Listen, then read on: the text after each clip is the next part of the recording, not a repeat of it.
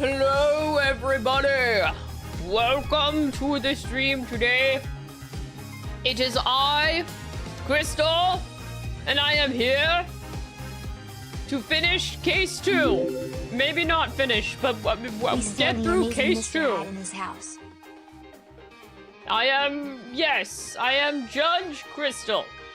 Stokerino, thank you so much for the 37-month resub. I appreciate it. Hi, everybody. Did you guys know that right now, at this current moment, we are at 68% of our goal for the plushie? Did you know? Who is gonna be the person that purchases the plushie to say that they made the goal at 69%? Probably the next person that gets a plushie gets to claim that they are the one that pushed it to 69%.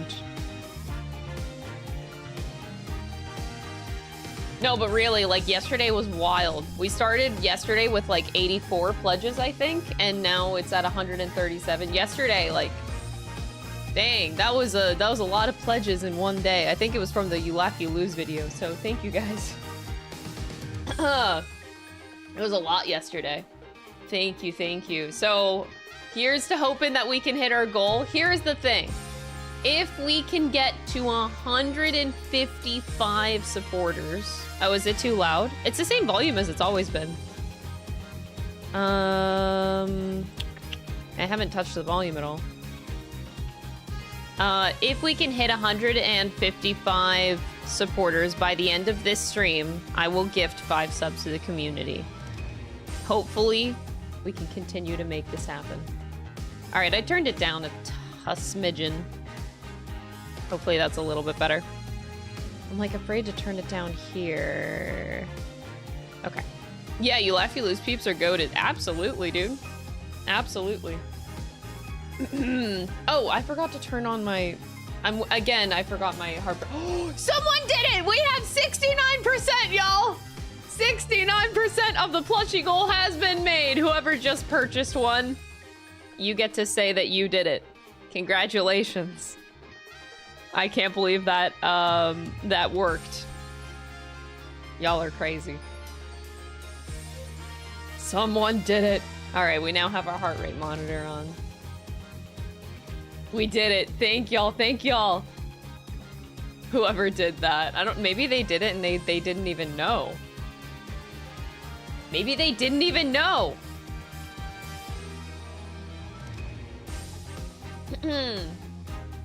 I'm doing my part. Oh, thank you so much. Oh my gosh. You laugh, you lose. What about you pledge, you win? You want to know? I've been having dark thoughts recently. What if I ended the You Laugh, You Lose videos at 100? I was thinking about it the other day. Because there's a lot of like YouTube shows that just like have a definitive ending. And I was like,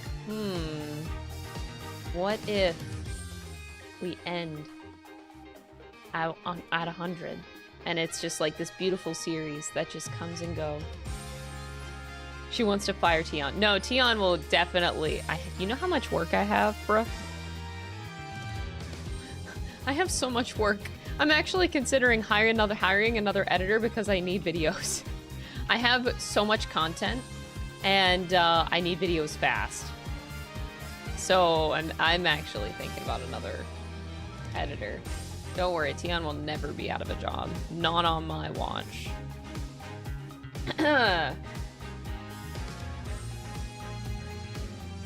My Wednesdays are ruined. What if I told you I'm thinking about replacing it with another weekly show that isn't You Laugh, You Lose, but something else?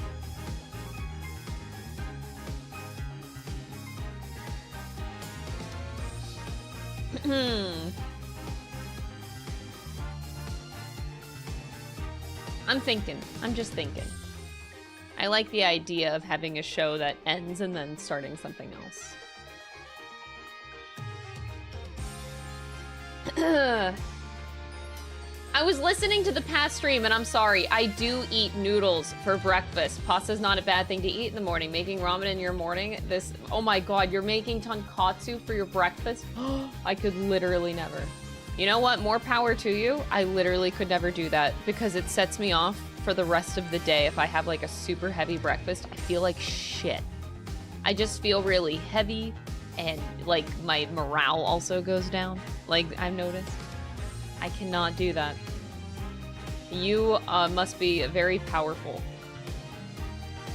I love ramen, but I could never eat it for breakfast.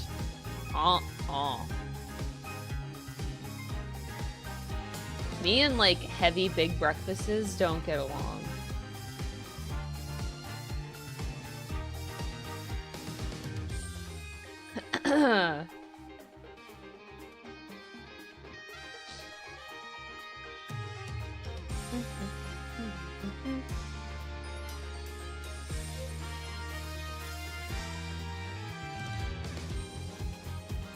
Yeah, that's why I don't do pancakes. Like, American style stuff is also pretty terrible. Whenever I discovered crepes, it changed my world. Because my mom used to make pancakes for breakfast every so often growing up. And, you know, I would eat them, but they're not my favorite thing. Like, pancakes for breakfast, I just ate them because my mom made them. But crepes, man. You can't beat crepes. They're so light. Ugh. I can't believe I never discovered crepes earlier in my life. Honestly. They're so light and tasty. They're like not nearly as heavy as a pancake. They're so much better. So much better.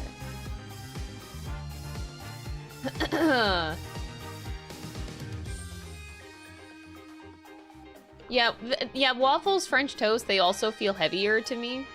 So I try to avoid them. Not that I won't eat waffles and French toast for breakfast. I just prefer crepe. Like, if I had to choose one, it absolutely would be a crepe.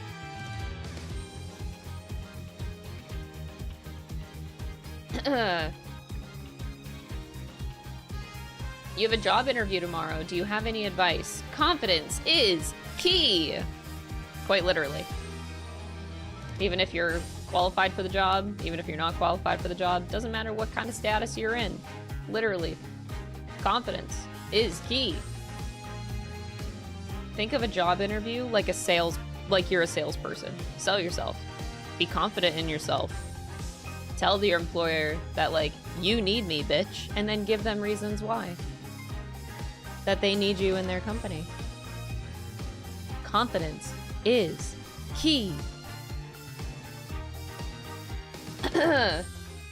Even if you're not qualified for a job, if you have enough confidence and you're really good at selling yourself, you can get a job that you're completely unqualified for. You want to know why? Because that's the beauty of a sales pitch. I'm confident that you will buy a goddamn plushie. God damn it, Tion. That's so aggressive. I thought about that kind of a segue, but I didn't go for it.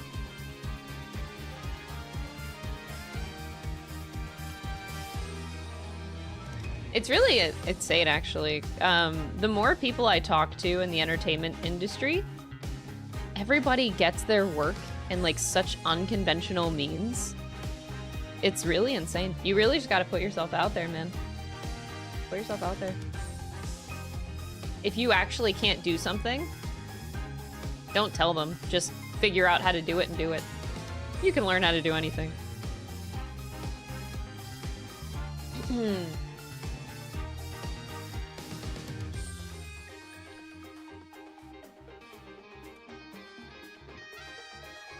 Improvise. Hell yeah. You got this, fam. Good luck on your job interview. Be confident in yourself. Sell yourself. 90% of the time I learn how to do my job on the job. Yep. As long as you show willingness to learn skills, you can pretty much get into any job. You just need to be willing to learn. It's all about the personality you have more than the skills you have. In most jobs. Not all. Most. Some you actually need skills for. You don't want to sell yourself if you're trying to be a doctor, you know? Like, ah, yeah! I know how to do surgeries. Yeah! And then you end up killing a person. Some things you need skills for. But the majority of jobs.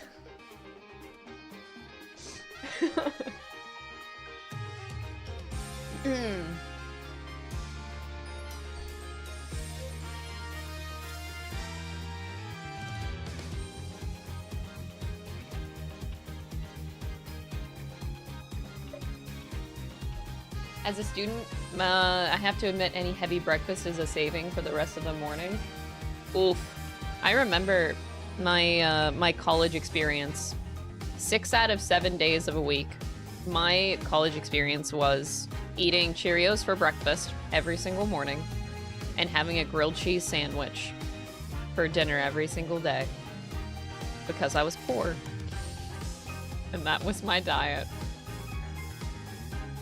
It was either grilled cheese, maybe the 7th day was ramen. Maybe I'll have a ramen, instant ramen package for like lunch. That was my college experience.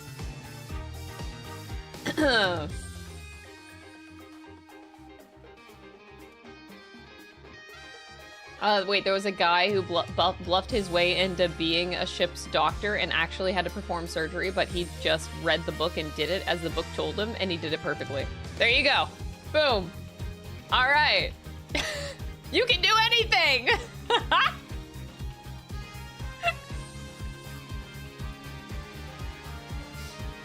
I just tricked Crystal into hiring me as an editor. She had no clue what she was getting. I think I hired you and Dina the same way. Dina was making like fan videos of my content already. So she already like, that told me everything I needed to know. She was willing, she loved video editing, she loved my content, she loved experimenting on different styles of videos. Like, just the simple act of like doing fan videos of my content, I gave her a job. That's all it took. I think that was the same way with Alan too. I don't remember. Yeah, bless Dina.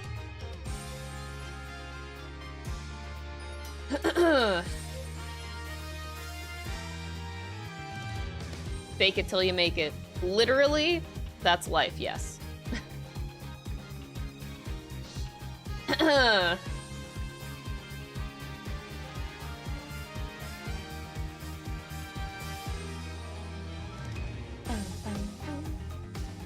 Your aunt once bluffed her way into being a ship's cook, and even though she can't cook or speak English, she had to be replaced. Oof. Can't learn a language that fast. That takes a while to learn a language. Can't bluff your way out of that.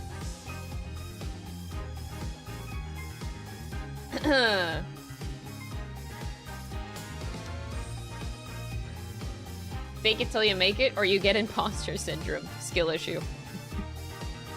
I mean, I do get imposter syndrome, but it's literally how you deal with it that defines you. You can let it consume your brain, or you can get the fuck over it and keep putting yourself out there. And that's what I do almost every single day. I have imposter syndrome like every morning, and then I just click the go stream button, and then I just fake it till I make it, man. Every day. I don't know what the fuck I'm doing.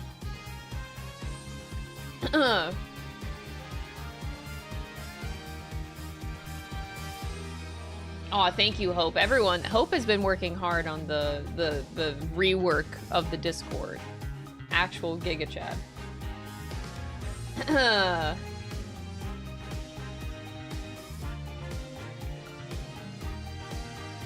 Tell your imposter syndrome that it's the one that's sus.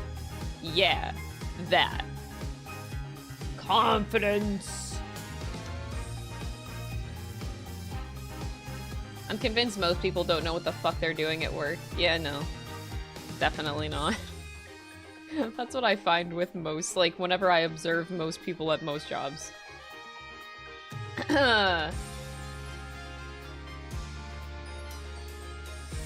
Fake it till you make it is a great advice, unless you're a programmer and have to do technical interviews. By the way, hi. Hi! Yeah, there's definitely, like, asterisks. You cannot do that with every job, but you can do it with most jobs. You can. You can just, and also you can learn stuff pretty fast. Who needs college anymore? Just use the internet, learn a skill, boom. Willingness to learn is everything.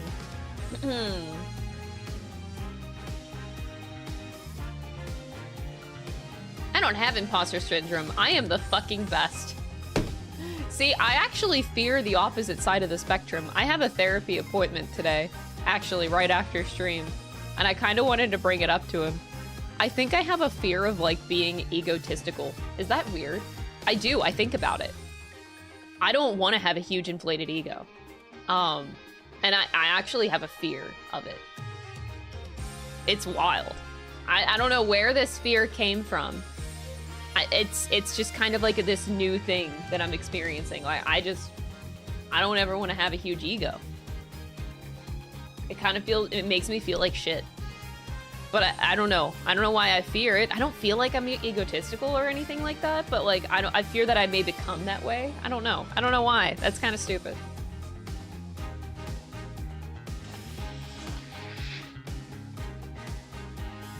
You need training to bluff well. True. Practice makes perfect, or just, oh, whatever, better.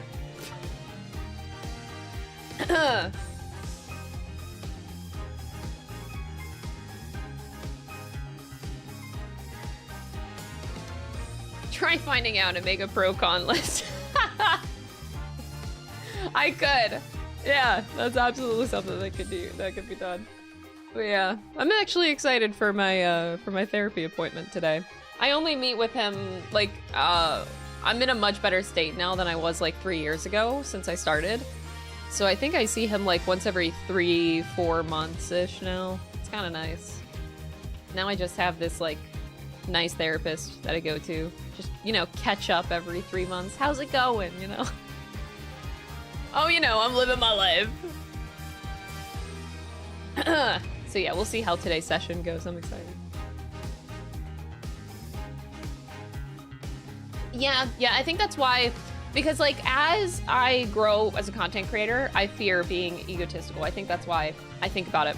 Like, I have grown a lot. Even this year has been insane for me since January. It's been really crazy for this channel. And I just always have feared, like, if I get more attention than I even want, it changes a person. I mean, like, that happens to a lot of people. How many people do you know or have seen on the internet that as soon as they get more numbers, they change? Or that as soon as they make more money, they change? Like, if anything, I've noticed in the past year, I have been making more money this year. And, like, without even thinking about it, my reaction has been to give more of it away, which I'm not actually sure is a good thing. So I'm like right now catching myself. Like, I've been buying more things for my friends. I've been treating my friends out to dinners more often because I'm like, I see my friends struggling and I'm like, okay, well, I can help them out by treating them to dinner. But now I'm doing it like too much. I'm like, this year has been like a very big learning experience for myself. I'm learning a lot about myself as I grow. It's been wild. But I wanted to bring that up to my therapist because it's just a fear. It's a stupid fear, but it's a fear. Wait, what did Tion say? The best advice is to keep yourself grounded, is to tell Alan that he's cool and hot. Watching the videos he edits keeps me sane and keeps my ego in check. I would suggest you do the same. Oh my god! That's crazy! Oh no, you're a sugar daddy? I feel like I don't want to be a sugar daddy exactly. I'm not like rich either. Like, I'm just making a little bit more money this year. But it's like my immediate reaction is just help other people, because like the reality of like society, it's hard to watch like inflation. Oh my god, I didn't even tell y'all. So I got my like my car insurance renewal for this year. My car insurance in 1 year went up by $600. I am appalled. I did the math, a 26% increase. Now, I called immediately. I saw the renewal for my car insurance and I was like, I called immediately because I was like, no, there's no fucking way. And so I was like, my price was supposed to go down because this year I qualify for another 10% discount, and I also have more of a driving history this year, so I was assured that my car insurance would go down. The first year would be my most expensive. And nope, went up by 600%. And the girl on the phone told me that it was just, you know, natural price increase from the insurance company for this year. It's been a hard year. Everybody's prices have been going up. And I'm like, by 26%. 26% in 1 year. Like, oh, okay. I called bullshit immediately. But anywho, this is to say, like, inflation in the state of society, like, seeing my friends struggle a lot lately with, like, you know, groceries are even getting hard. Like, everything is getting so hard. So, like, my brain just wants to help my friends, really. That's like, it feels really bad to just, like, watch the state of the world right now. And then I also feel, like, super helpless. Like, it's crazy. It's crazy out here. I know. Like, I'm fortunate, like, sure, I could afford a $600 increase. I'm looking into another insurance, by the way. I'm immediately, like, calling other people and jumping off this train because ain't no way a natural increase is 26% higher. I'm fixing the problem, but, like, you know. It's hard to look at the state of the world everyone is facing, you know. Rent, groceries, like just basic living amenities. It's so hard to live. It's really hard.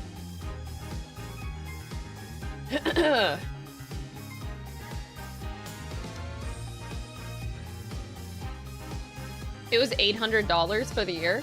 My car insurance is, well, this is Canadian dollars. It was $2,100 for my first year. And now this year it jumped up to $2,650. And I'm like,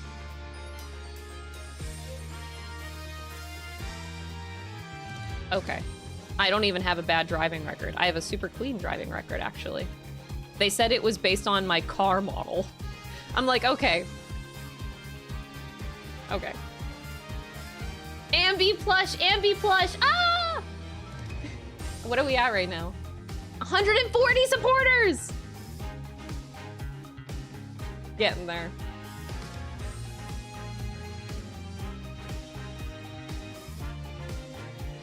Oh, $2,650 for the year. That's the payment for the year. But yeah, it's just become super bad. So I'm gonna have a nice talk with my therapist today.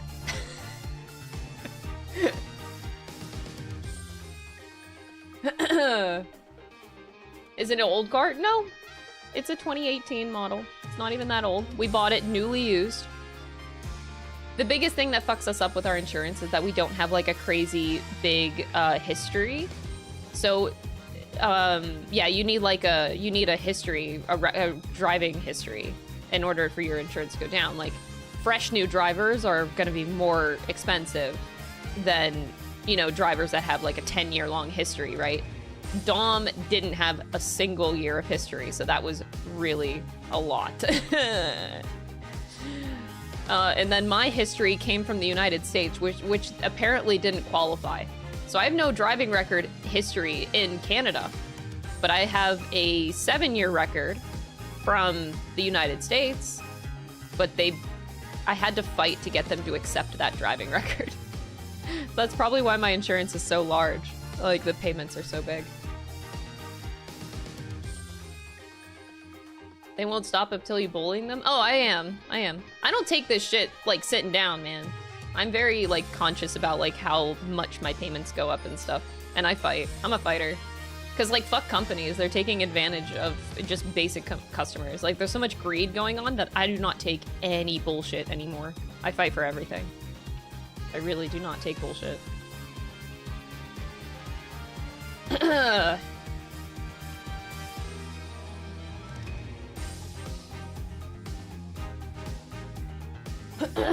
But anywho, life is hard. Oh! You were grandfathered into your insurance? Yeah. We were really screwed when we got into ours. Mega screwed. And there was nothing I could do. I had to keep fighting. I had to fight for my US discount. And that was a fight that shouldn't have been a fight. Ugh. What's my inspiration for making Ambi? I just really fell in love with the Ambistomas from Final Fantasy XIV. And then I realized that Ambistoma was like, I thought that was just what Final Fantasy XIV were calling axolotls. They were really cute. And then I found out that it's just the scientific name and they didn't even bother to change it. So I was like, oh, well, this is a cute mascot. No one has an axolotl mascot. And axolotls are super cute. That's all. Inspired by FF14. There you go.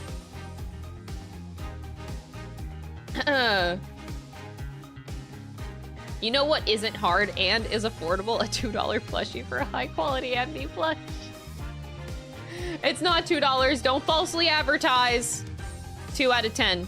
Don't falsely advertise. Don't tell people it's a $2 plushie now. It's like $40 after shipping and taxes. The pledge is $2, yes.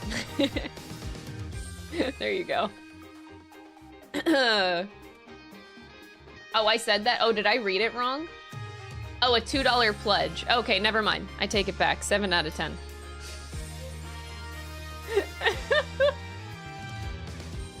They are super cute. Axolotls. Over these past, like, 3 years, I've just grown to love them more and more.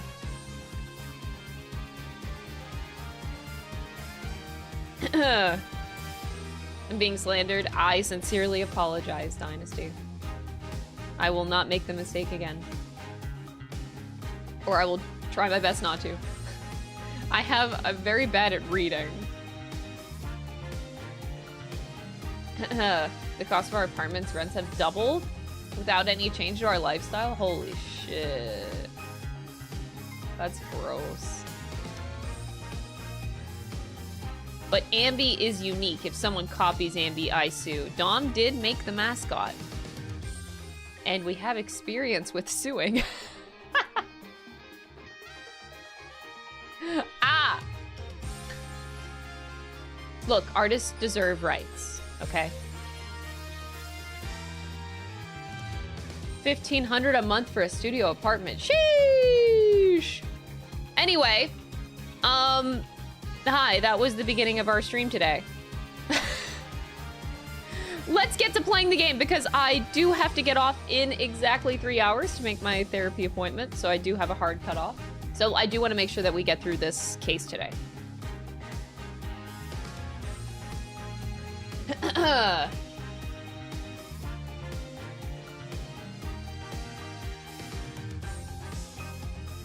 Should I take a Phoenix or a Polly as attorney if you sue me?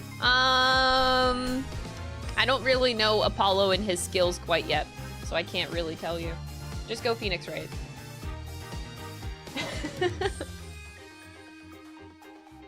All right, let's do this. Dude, adulting is fucking exhausting. I'm not gonna lie though, I love it though. I love being an adult. Some aspects suck, but I would never go back to being a teenager, if I'm completely honest. I'd rather deal with this adult bullshit than be a teenager again. That's just me. I love being an adult.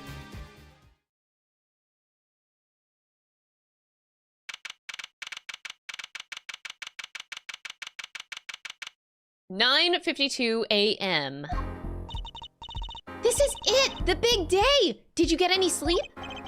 Yeah, I went to bed at 1 a.m. or so. Oh, what time did you wake up? 3 a.m. Oh god. 3 a.m. That's only 2 hours, Apollo. Is Apollo okay? But at least you have me. Oh god. And the amazing Mr. Hat. Here's looking at you, kid. Good luck today, Apollo. That voice. Phoenix! Hey, get any sleep? Mr. Wright! I was going out of my mind with boredom, so I signed myself out earlier today. Boredom. Oh my god, bro. Somehow that place makes fake piano playing at the Indoshine pasta joint seem almost fun. Daddy, did you know who Prosecutor Gavin's witness is today? Take a guess. How about Little Plum? That Sherman tank of a mom? Nope, guess again. That's too bad. You know, speaking of moms, You need to find me a new mommy one of these days. What? Oh my god, what?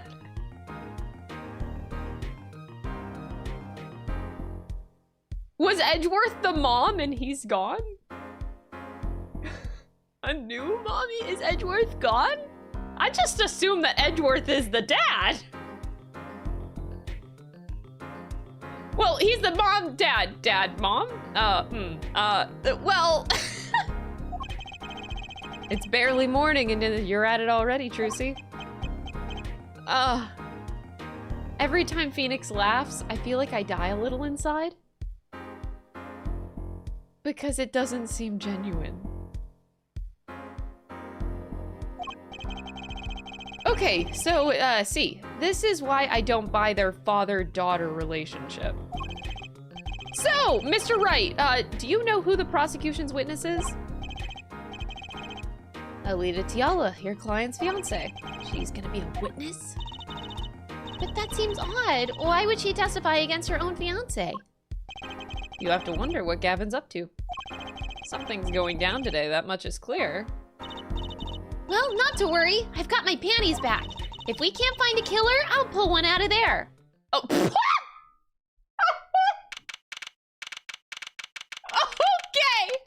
Jesus Christ! What the fuck, Tracy? Okay. Why does she say these things so casually? It kills me. Court is now in session for the trial of walkie-talkie. The defense is ready, Your Honor.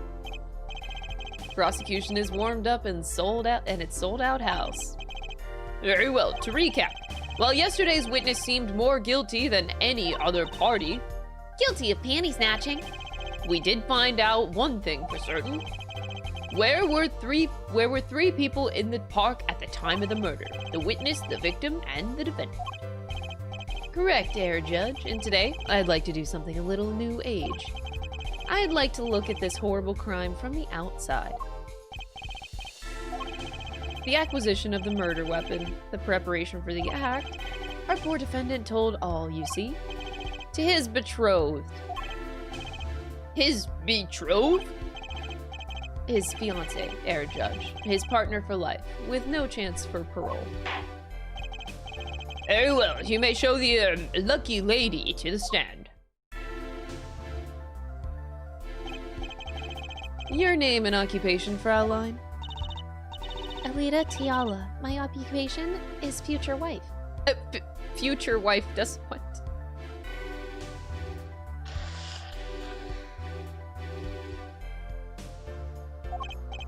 Ah, traditional values, I respect that. Too many brides these days can't even weave baskets blindfolded underwater. Right. Yet you're here today as you witness for the prosecution? To be honest, I didn't want to testify at first, but I couldn't hide the truth. Honesty. Another admirable trait. Fraulein, is it true that on the day of the crime, the defendant, Walkie-Talkie, confessed his plans? His plans for murder? Yes. I'm wondering how Gavin's gonna take, like, I don't know. His personality right now is weird. I'm wondering if he's actually going to break down from being, like, is he so confident that he really doesn't think he's gonna lose?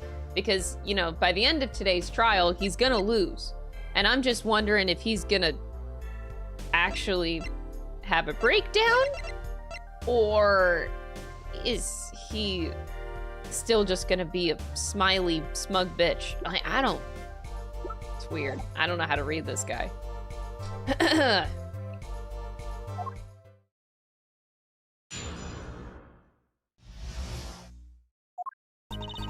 It was the day that the family health checkup results came back. When Walkie found out that Dr. Maractus had lied, he flew into a rage. I'll teach him, he said. He took one of the family's pistols. And you already know what happened that night. I just don't see how anyone but Walkie could have done it. Wow. So, the pistol did belong to the Kitaki family, then? Yes, with regards to this, and an investigation is underway at the Kitaki mansion. On charges of the possession of illegal firearms. And the bullet that took the victim's life, was it fired from the pistol the defendant procured? Yes, this has been proven. How can you prove something like that? Bullets carry marks from the barrel that fired them, called rifling marks. Rifling marks? Think of them as being a gun's fingerprint left on every bullet it fires. And when did you first hear about Waukie's plan? It was the day of the murder. I should have stopped him. I just didn't think he would actually do it. Very well, the defense may begin the cross-examination.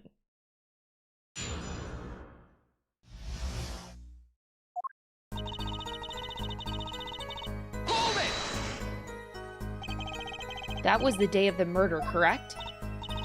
Everyone in the family received their checkup results that day.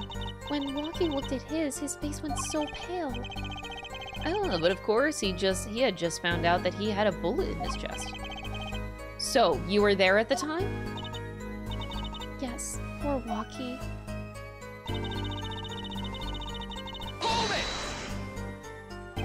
That must have been quite frightening. He was furious. He ripped his report up into shreds. Incidentally, I had to request another copy to file as evidence. A bothersome chore, but one I performed without complaint. Waukie's at an age where he's hard to control when he loses his temper. Of course, that little bit of instability is so cute. Great. Now he sounds like a psychopath.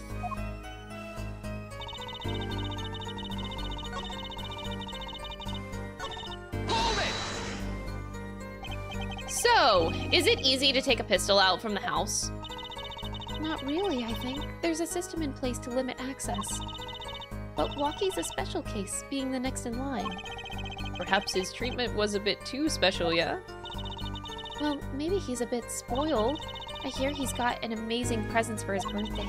Last year was a switchblade made out of chewing gum and a chocolate gravestone. Sounds like he has a taste for sweets and danger. The point here being that Waukie had access to a pistol. Hold it! What happened? Meaning the murder. I tried to stop him. I really, really did. But Waukie wouldn't listen. Our defendant was nothing if not determined, it seems. The last thing you should do is blame yourself, miss.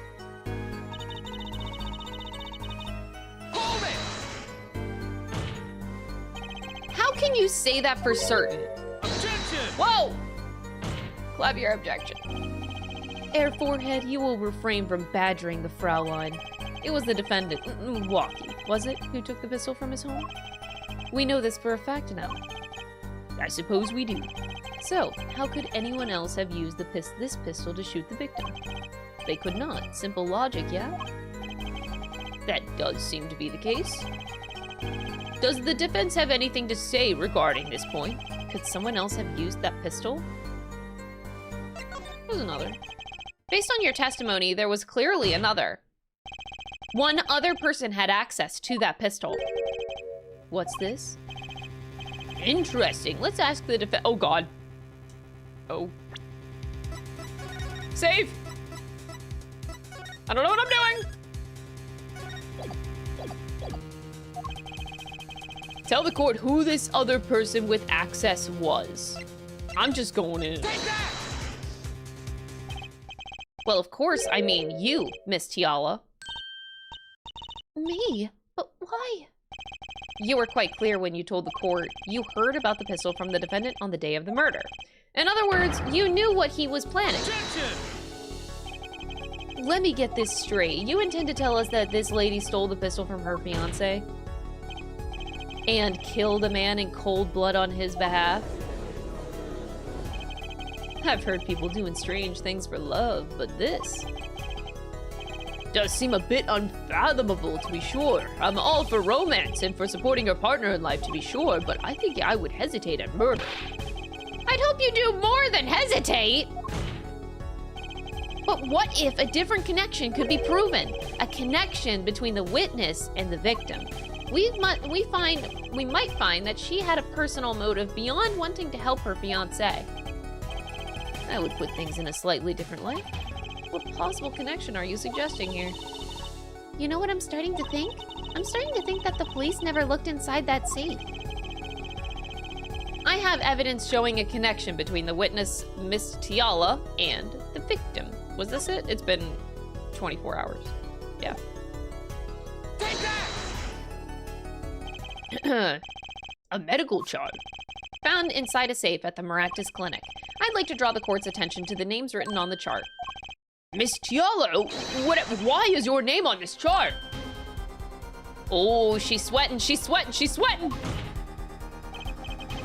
Well, care to explain the meaning of this, Miss Tiala? I'm not sure what you mean by meaning, Mr. Justice. Our warm little fiancé just froze over. I was on staff at the clinic until half a year ago. It was Whoa, that look. It was boring, so I quit. That's all. Is there a problem with that? Miss Tiala, you testified that you had no connection to the victim. And I don't. Now. Now? I quit half a year ago, didn't I? So there's no connection. Let me guess. You're the kind of guy who can't rest until he knows every last detail of his girlfriend's past. Am I right? That's not true at all. I embrace the ones I love, past flaws, and all. There's no connection now. It doesn't fly in a court of law. Apollo literally doesn't care. Doesn't fly? She's one tough nut. She probably feels right at home with the Katakis. You left your job at the Maractus Clinic, true, but you remained connected somehow. Very well, Mr. Justice. Show us evidence that proves the witness is still connected to the Maractus Clinic. I forgot what my evidence was. Hold on, I need a short review. The car that hit Phoenix, the bowl that was in front of the stand, the panties which should be solved, the cell phone that was the student's, what was his name? Wesley Stickler. We have the autopsy report. Gun from right temple. A bullet in the right temple. The shiv, the noodle stand, the bloomers. The 2 rounds were fired, fingerprints were wiped. I think we can just do the shoes, I'm pretty sure. Found in the Maractus Clinic office with a broken bulb and a red stain on the cord. Okay, well, the shoes, I'm just not sure which pair of shoes to do. I'm hoping it doesn't matter. I'm gonna do the sandals, actually. Take that! These sandals were found in the Maractus Clinic lobby. They're yours, aren't they? Well, who knows? I'm sure there are lots of people with those sandals. So sorry, Fraulein, but your act isn't working. What? Your moment of hesitation just now cost you. What's with you? I thought you were on my side. Perhaps you're unaware that toes leave toe prints?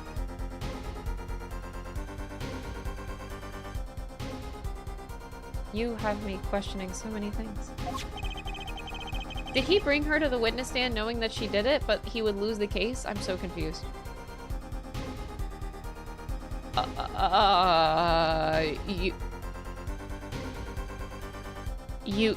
Did you put yourself in a losing position knowingly? Wait, huh?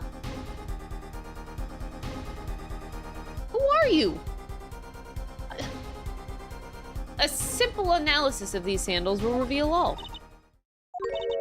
Well, now we see your true colors.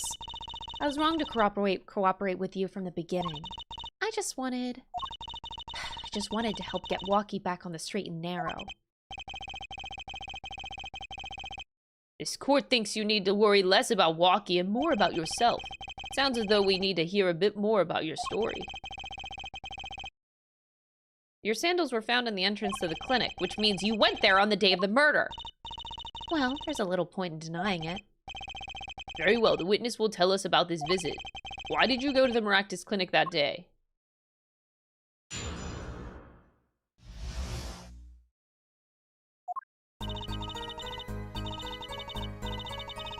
I did go to the clinic that day, my first time in half a year since I quit in January.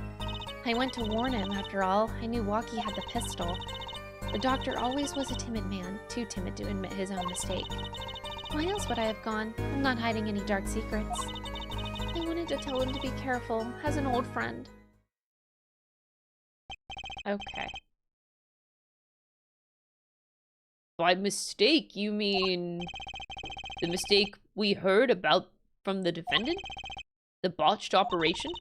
He was timid, small man, but I never wished him any harm. I just thought I should let him know, you know? That does make sense. There still is one thing, which does not. What's this, Prosecutor Gavin? The sandals left in the lobby, of course. We can assume that she wore these sandals to the day of the clinic, yeah?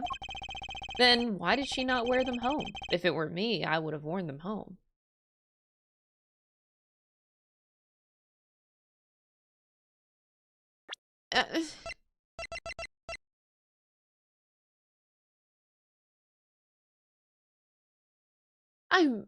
You're confusing.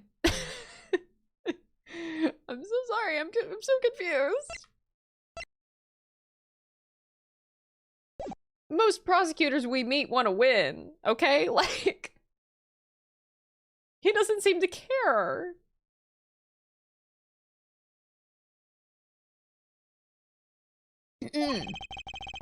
I would have worn those sandals home too. So, why were the sandals left behind? Now he's just doing my job for me. He pointed out the contradiction before me. What the fuck, bro? What the fuck?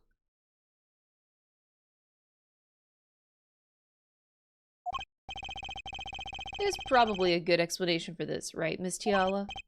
Say, for instance, there happened to be a similar pair of sandals there, which you wore home by mistake? Actually, that's right. I'm impressed, Mr. Gavin. Oh, it's nothing. There is, after all, no other possible explanation, yeah, for it. He's throwing me this, knowing... I'm so confused! He knows, but he's throwing me a ball!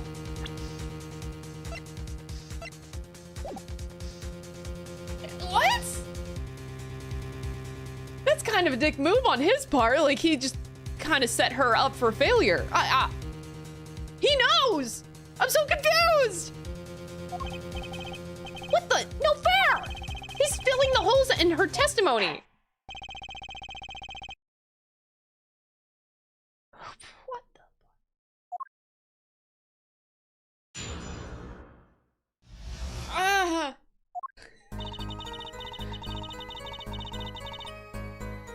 fuck? Hold it! Around what time did you go to the clinic? I don't remember exactly, but it was after 9:30, I think. And that was the first time that you had contacted Dr. Maractus in half a year? Of course it was. It wasn't the kind of boss you make friends with. So why did you go to the clinic that day? Hold it! Did you want Dr. Maractus to run away? Well, after I failed to stop Walkie, I thought that that was the only other way to avoid the problem. Couldn't you have just called? Why go in person? I called several times that evening, but no one was in. The victim was busy driving home until after 9 p.m. that night, remember? This was proven by this mirror yesterday, yeah? I thought if I warned him, he would run away for sure. Knowing the doctor. Hold it! I'm so confused. You mean the act of malpractice on Walkie, correct? If he had just told Walkie the truth in the beginning, none of this would have happened. True, the operation was the start of this whole affair. Oh, of course if he told him, he might have been erased from the Kitakis much earlier. A disturbing thought! We know that the Maractus Clinic had ties to the Kitaki family. He probably couldn't have gone to the police even if he wanted to.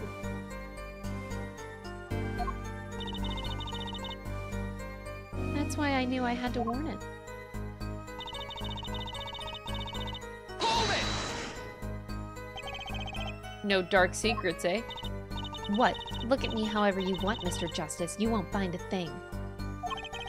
She's hiding something, I know it. I must have some evidence that proves it, too. I forget if I do, honestly. I think I do, I just, Well, I don't remember. What's this pinned comment? Oh, wait, I forgot I need to pin the plushie. The plushie comment. Remember, if we get to 155 supporters for the plushie by the end of the stream, I will give 5 subs. You know what? Both on YouTube and on Twitch. Take that. Take that! Wait, this is a mating dance between prosecutor and attorney. You see it all the time. Oh my god. But they're not. Well, not right now. There's nothing between them. I'm just, like, confused at Gavin's motives. That's all I can think about. His motives are really weird right now. I don't understand. So, I don't remember if I have any evidence that proves it. I don't remember. Yeah, this was... okay. You're free to think whatever you like. I went to that clinic with only one thought in mind. Hold it! But then you'd be betraying Walkie, wouldn't you? No, I did it for him, for us. She went to warn him so that her fiancé could not have the time to commit such a crime, yeah? I didn't want them to take my walkie away. There's no way she went to the clinic just to warn him. Do you know why she went, Apollo? Time to figure out what really happened at the clinic, and fast. Okay, I did go to the clinic that day, my first time in half a year since I quit in January. Well, we have no proof of otherwise, so... I went to warn him after all. I knew Walkie had the pistol. The doctor always was a timid man. Too timid to admit his own mistake. Why else would I have gone? I'm not hiding any dark secrets. I'm pretty sure it's this statement. Why else would I have gone? Okay. Okay, this is a wild one, but I'm gonna... the bullet? Objection! God damn it. The witness's statement is clearly faulty, Your Honor. I actually can't remember if I literally just saved or not. Did I? I think I did. I think I just did, and I just don't remember. 10:50. Yeah, I literally just saved and I didn't remember it.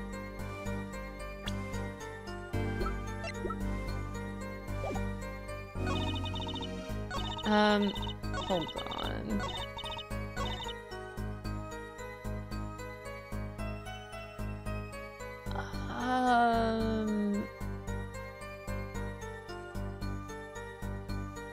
That day. Well, the slippers don't exactly prove that it would be that day. It wouldn't be earlier. No.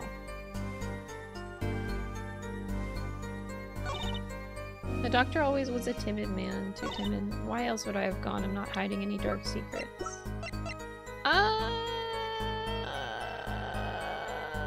I don't feel like this is the right thing. I'm missing something. Objection!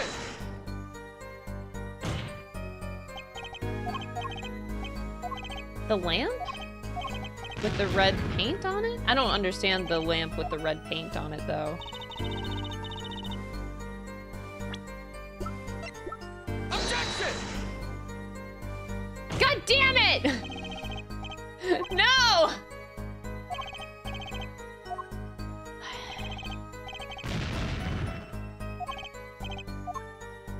Son of a bitch.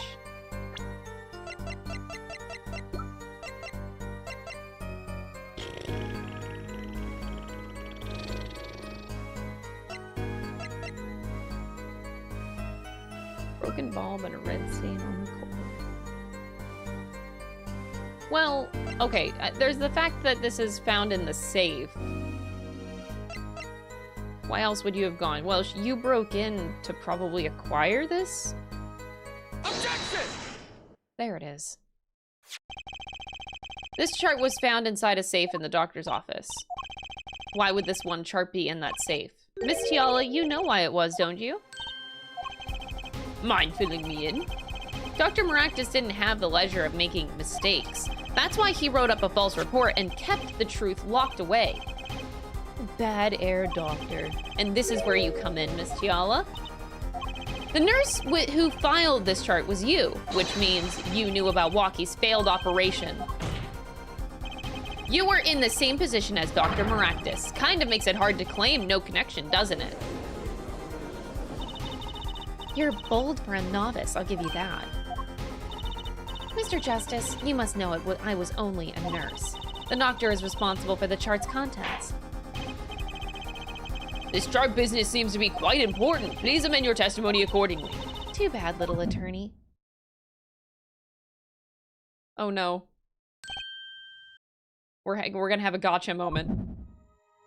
My bracelet's reacting. What is it, Apollo?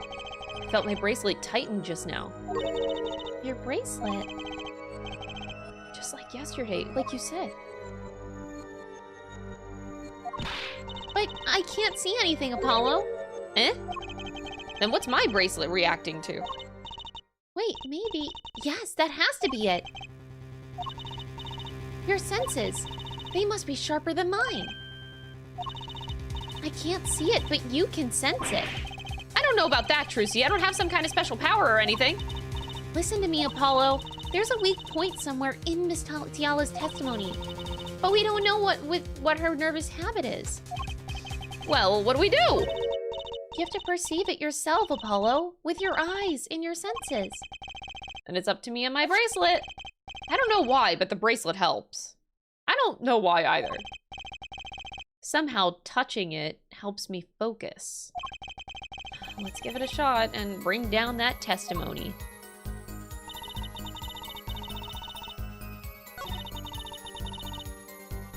So,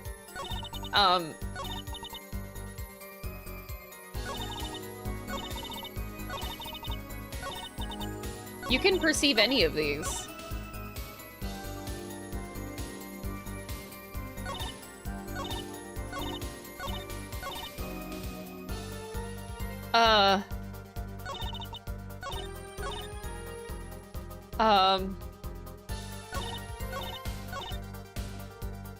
Okay.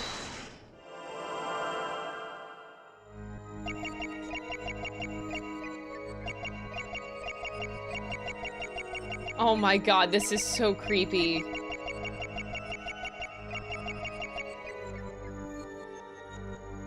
Well,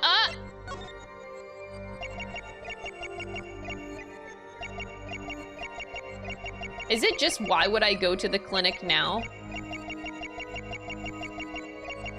Wait, this can be any statement, though. What? It's so fast!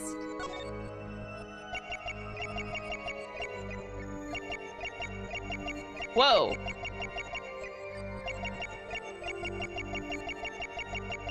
There. Okay, I finally found it.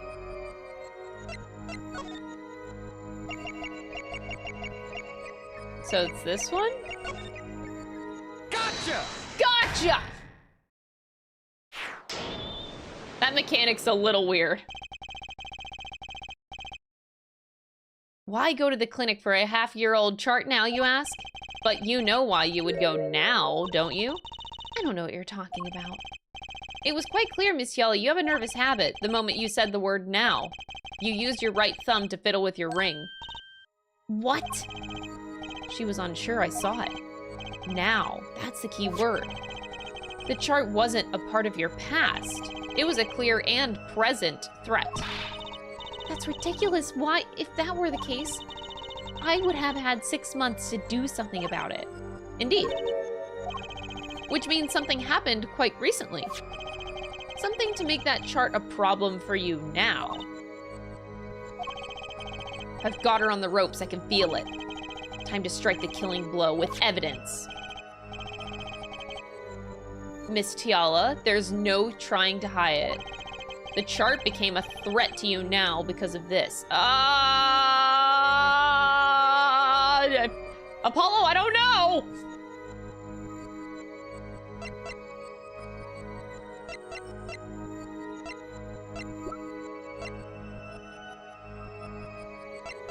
Hold on, let me read the chart again.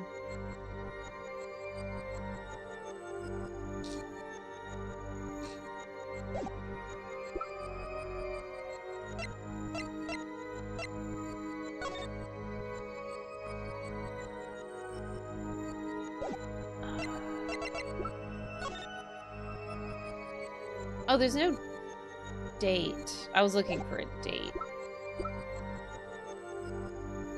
Really? All of that? There's no date?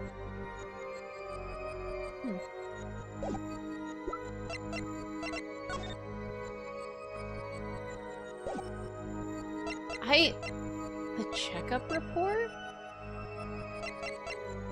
No, that came about afterward. Why would that make sense?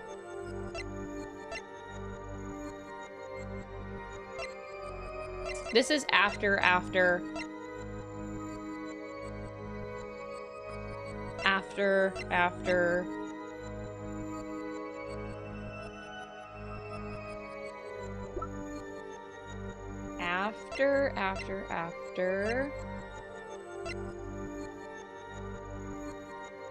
Because of the pistol being stolen? No.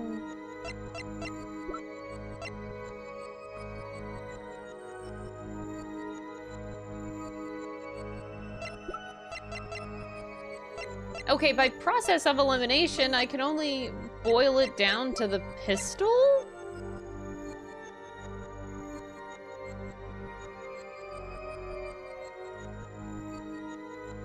The bullet? And there wasn't anything with this bullet. It's just a bullet. Huh? Oh god, oh god. I'm gonna fuck up, dude. I'm gonna fuck up. Take that!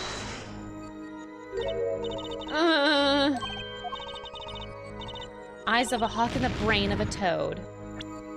I do not have the brain of a toad. Take that back, bitch! Ribbit. I can't lose this now. Come on, toad brain. One more try. Apollo!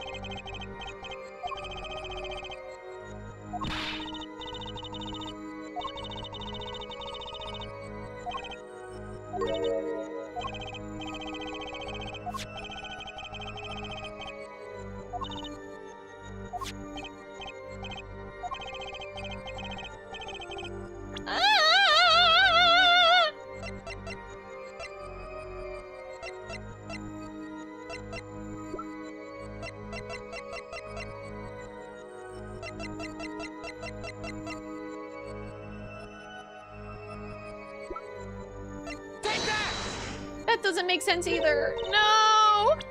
Load, load, load, load! I didn't fuck up.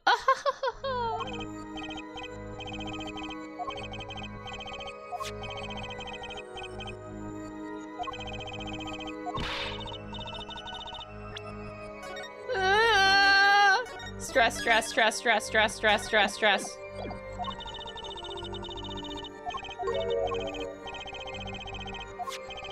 I'm trying to get as close as I can. Okay, hold on. Okay, I think trying to save as close as I can, because I know I'm about to fuck up again. I really don't know. The chart became a threat to you now. Like,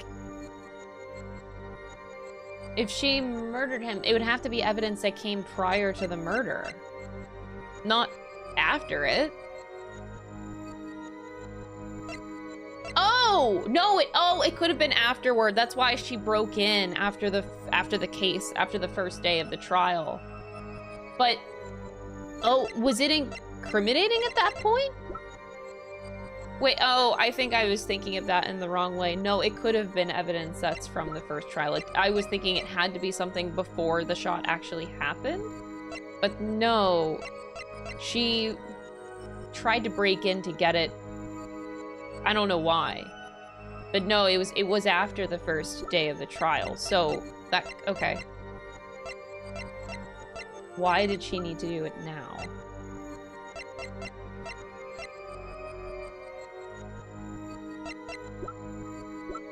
She knew something was fucked, man. Is it because that this came up? Yeah, it's because it came up. Oh man, that was my first fucking guess. Oh, that's so frustrating. I doubted myself because I really thought it had to be something from before the trial day one happened. Ugh, I'm a dumbass. A health checkup report belonged to the defendant. The Kitakis are trying to get out of the business. The health checkup this month was their first ever. What did you think when you heard about all this? Oh, nothing. Why should I think anything? Oh, I would think you were positively beside yourself because you were afraid. You knew what Walkie's chest x-ray would reveal. A full half year had passed since the operation. You thought you were home free. When the chart came back to haunt you. Okay, I'm glad that that whole thing stopped because I was starting to get dizzy from that background. Does anybody, like, is this a skill issue? Maybe it's, I have a skill issue. Like, I was getting dizzy from that. What just happened? Did the witness just admit to lying? I sensed it. There was a great aura emanating from Air Forehead. Very cool. Thank you. So, the lady was lying, it seems. That's correct.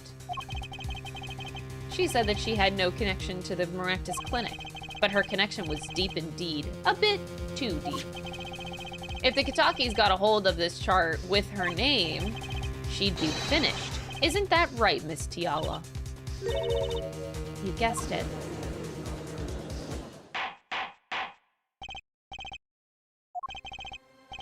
I did it! I broke her testimony!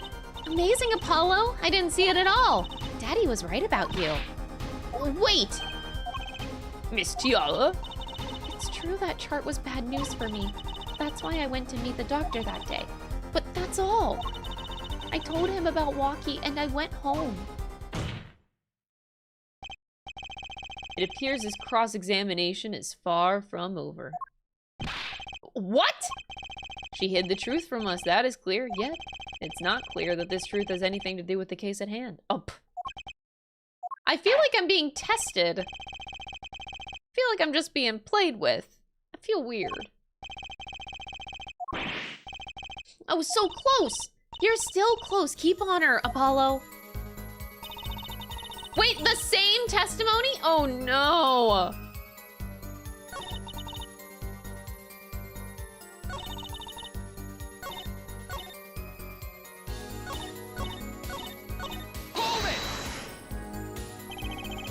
How did Dr. Maractus respond to the warning? Oh, he was quite surprised. Panicky, even. Who wouldn't be scared to learn that Kataki was after them? Incidentally, this court is not afraid of any mobsters. Why? We had a life-threatening situation just yesterday, right here in this courtroom. Yeah, real impressive the way you stood up to the attack of the amazing Mr. Hat, sir. After which I carried you back to your chambers. Sounds like the judge had quite a fright.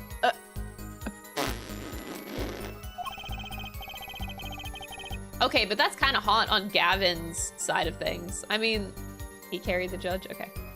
Nothing happened in Dr. Maractus' office that day? But what about the mess we found?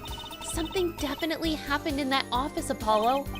I know, but we can't prove when it happened. Nor that Alita Tiala was in any way involved. Let's try putting some evidence up anyway. There's no way she went to the clinic to warn him.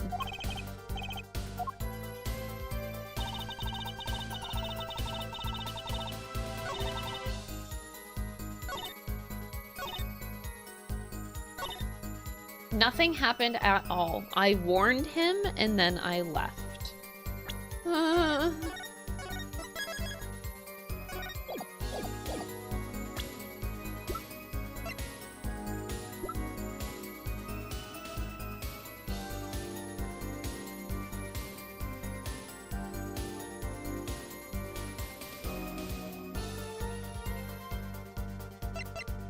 I don't know.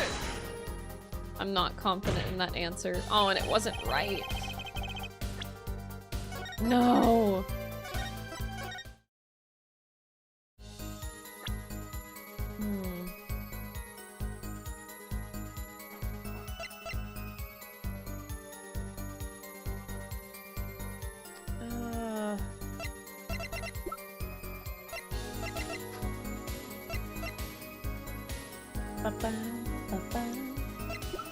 The...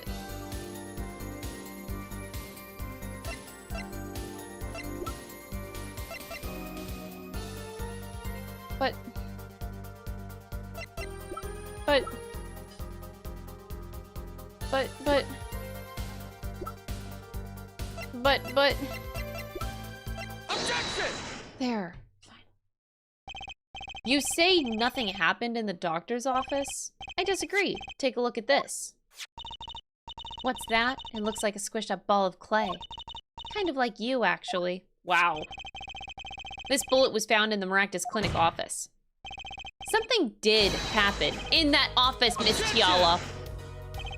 Enough of this joking around. The police investigated that clinic. Oh, they're fighting! Ah, but this was stuck inside the doctor's safe. Oh, he's sweating! Inside the safe? I guess that police didn't check that far. Objection! But there is a problem. How can you say that bullet was fired on that day? Objection! Weren't you the one who explained rifling marks to us? The pistol was taken from the Kitaki mansion that day. If the marks on this bullet match the murder weapon, then that proves a firearm was discharged in that office on the day of the murder. Not bad, Air Forehead. Bailiff, have this bullet analyzed immediately. 30 minutes later, a report arrives. The rifling marks on both bullets are identical. Well, it seems as though the bullet in the safe was fired from the murder weapon. Perhaps the defense would like to state their position? The bullet in that safe proves one fact. A pistol was fired in that office on that day. And at the time of the firing, the safe was open. The safe which contained the top secret chart. You think someone was threatening Dr. Maractus in order to open the safe? Only one person was in a position to do such a thing. Our witness, Alita Tiala. Order! Mr. Justice, where are you going with this? Are you accusing the witness? Alita Tiala knew about the walkie-talkie's botched operation. She got engaged to him without telling him about it. As long as that bullet remained in his chest, his days were numbered. But what if she married him and then the bullet finally reached its destination? That reminds me, apparently, the Kitakis have been asserting themselves in lawful business practices. They're making quite a great deal of money, a fortune, if you will. Nefarious! So she planned to marry him just to get her hands on his fortune?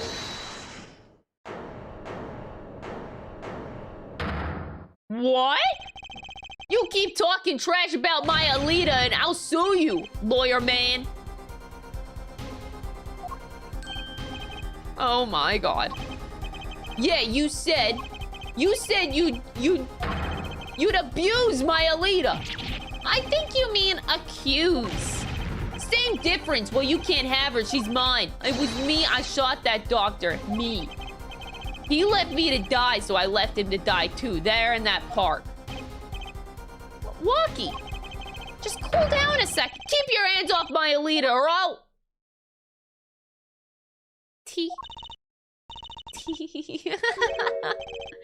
Miss Tiala? I'm sorry. I just... it's been so long since I've laughed so hard. Something funny? Walkie, wake up and smell reality. Alita, baby? The signature on the chart, the engagement. I mean, come on. It's so obvious. Even for a brainless, spoiled brat such as yourself. Alita! Your honesty is like a breath of foul air, Fraulein.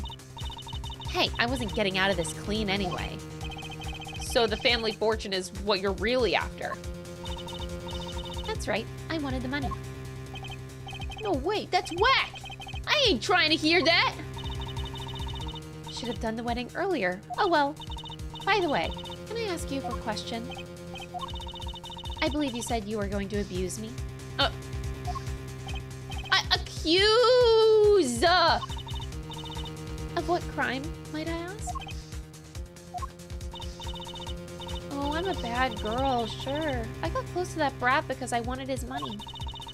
But he was the one with the pistol. He could have fired it into the safe after I'd already left the clinic. What? I would never do a thing like that. It was definitely that silly brat. Wait, but... What are you talking about? Trucy? You had the most to lose if that chart was found. But I didn't have a pistol now, did I? Well, you could have taken Walkie's. You'd think that he'd have mentioned that, no? All I've heard him say is, it was me. I shot him. Objection! That's only because he's trying to protect you. Sorry to intrude on this lovely conversation, but the two of you are forgetting one critical point. What point? Certainly the Fraulein wanted that chart.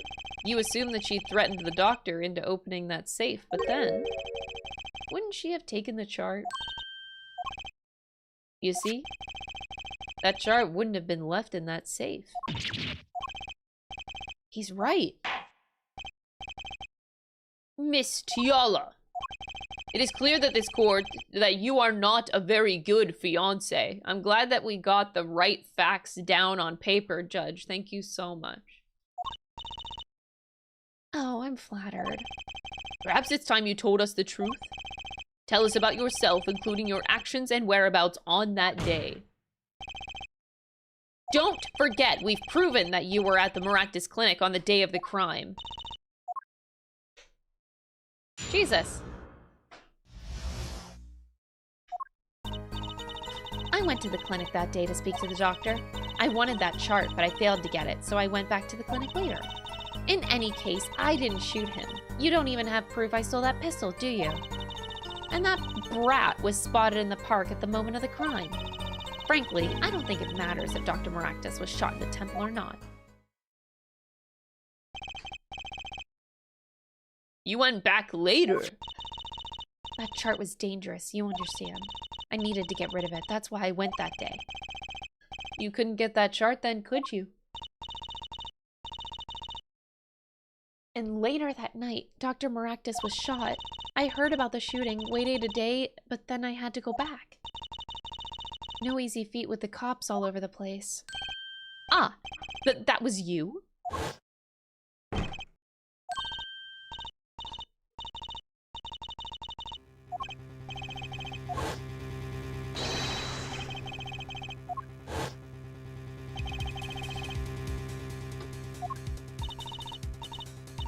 That was you two. If only I had one more minute. Then I could have opened that safe and gotten the chart. That's trespassing and brazen at that. Oh, is this a trial for trespassing now? Besides, you can't blame a girl for wanting to protect herself. They are gangsters, you know. In any case, Mr. Justice, your cross-examination.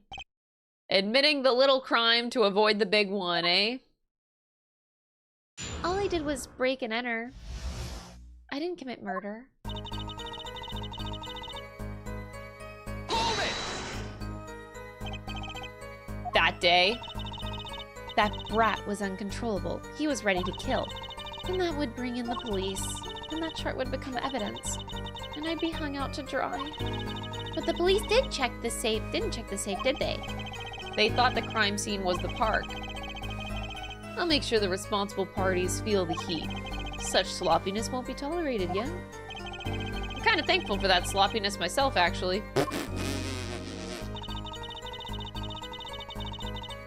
Hold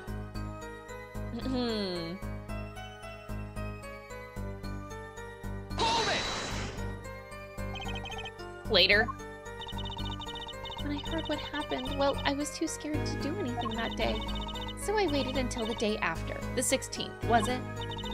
Of course, you and that meddling kid had to get in my way. And why did Dr. Maractus keep that chart around? It was clearly dangerous for him, and he could have burned it. Because he's a coward. The chart was his insurance. Insurance? My signature on that chart, it to be more specific, that made sure that I couldn't betray him.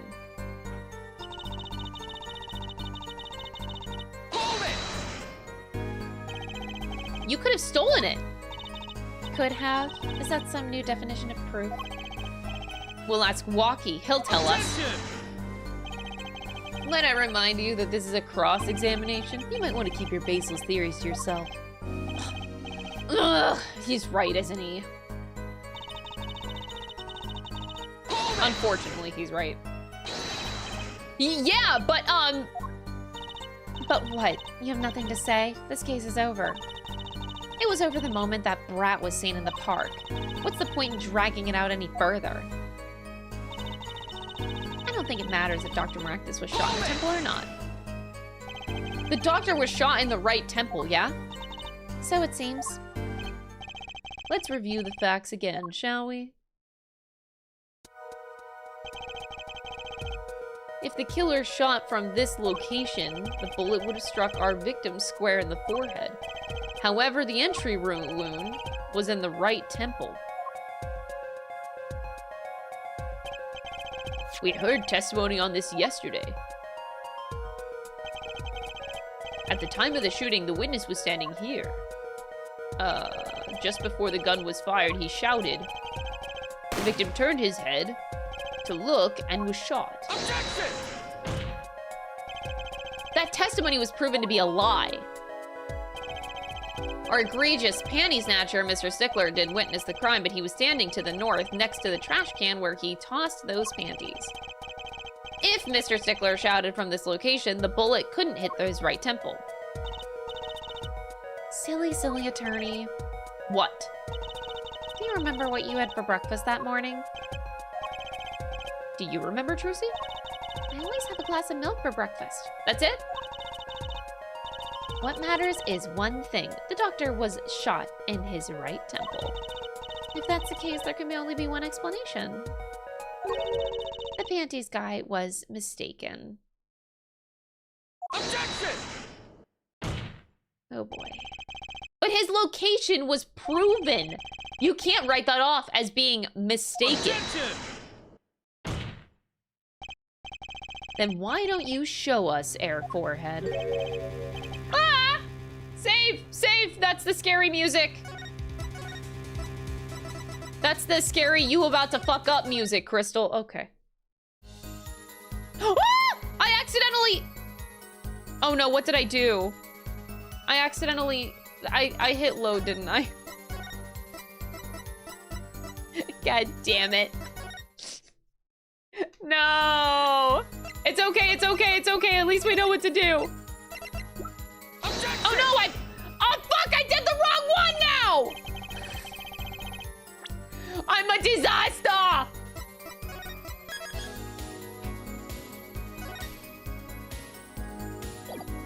No, I just saved over it! Oh my god! What? Don't make fun of me! I'm a disaster, chat! No! Oh, no. You know what? At this point, let's just restart the whole trial from the beginning. An hour ago. Let's just restart. God damn it.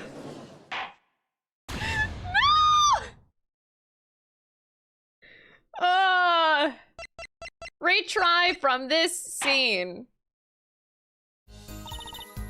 See, look! Oh my god, I get my health back.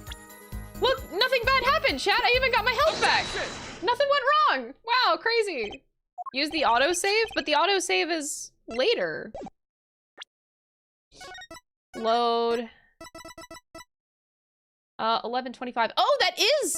Oh, wait. Oh, I thought the autosave would cancel. Oh, wait.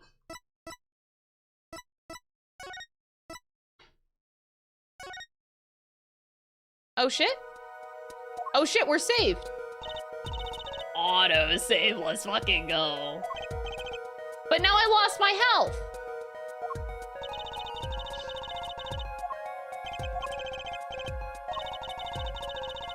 Damn it.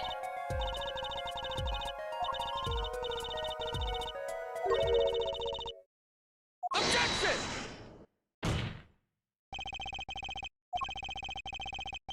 Objection! It worked, but at what cost?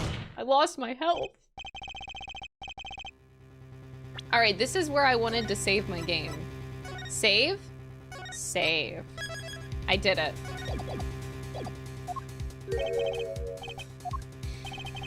Must I explain everything? Huh, very well, let's recap.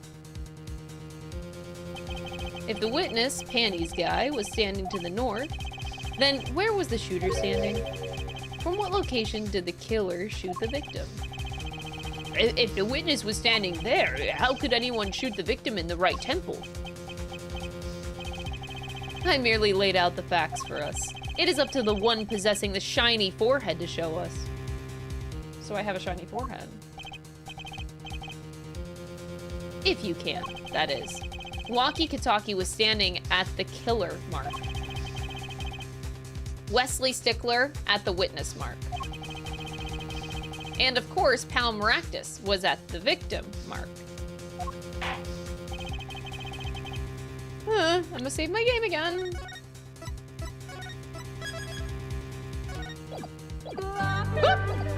Pikes Peak Audio tipped $5. Villager B makes a good point, using the power of save scumming to lose, power move. Save scumming, what's that? I'm a real woman. Where was the killer standing when they shot the victim?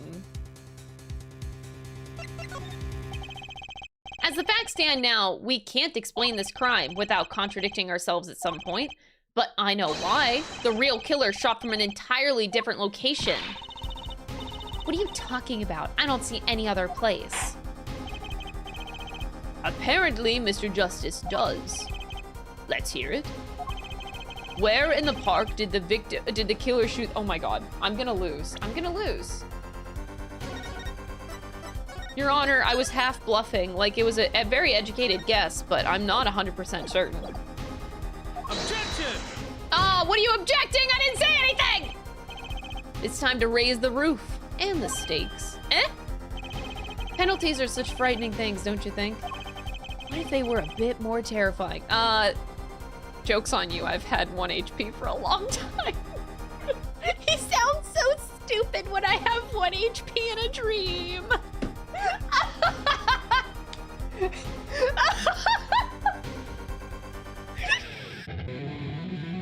This is embarrassing! You're embarrassing yourself!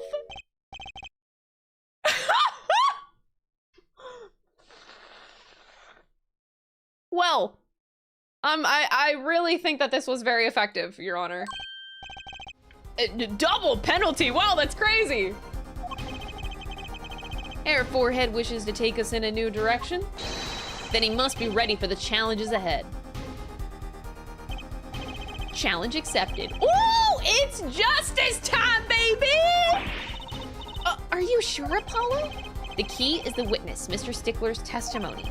If we believe that, and we know where he stood, and the victim turned when he shouted, there's only one place the killer could have been. Save your game, Crystal. Even though I'm like 60% positive about my answer right now. 60%. That's not the highest percentage chance, but... The killer shot the victim from... Take that! I believe we all owe a debt of gratitude to Miss Alita Tiala. What do you mean? Thanks to you, we had a chance to review the crime. And this time, we were prepared. We know that Wesley Stickler was telling the truth. We should have listened to him from the beginning. Wesley Stickler was standing next to the trash can when he saw the two men.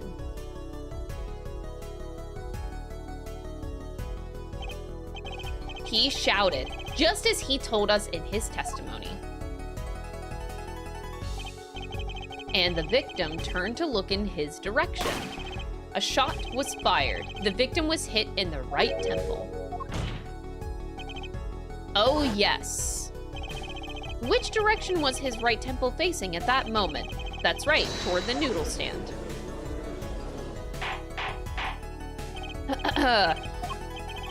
You're saying the killer was inside the noodle stand? Objection! Let's think about this a little bit more, shall we? You say that the killer was inside the noodle stand, which would mean the victim, Dr. Maractus, came to the park, wheeling his own murderer in the cart behind him. This is the most ridiculous thing I've ever heard. I'd think you'd notice if you were pulling someone along. Objection! There's something that we should worry about before that. Why was he pulling the noodle stand in the first place? Objection! Let's deal with our problems one at a time, shall we? Someone was hiding in the stand. We have not come this far to talk about possibilities. Let's talk about proof, baby.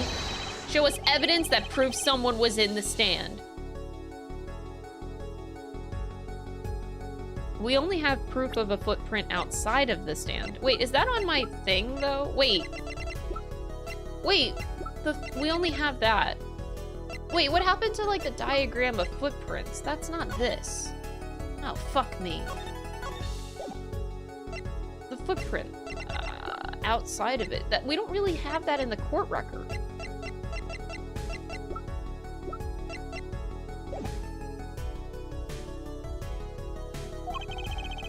Can I prove that?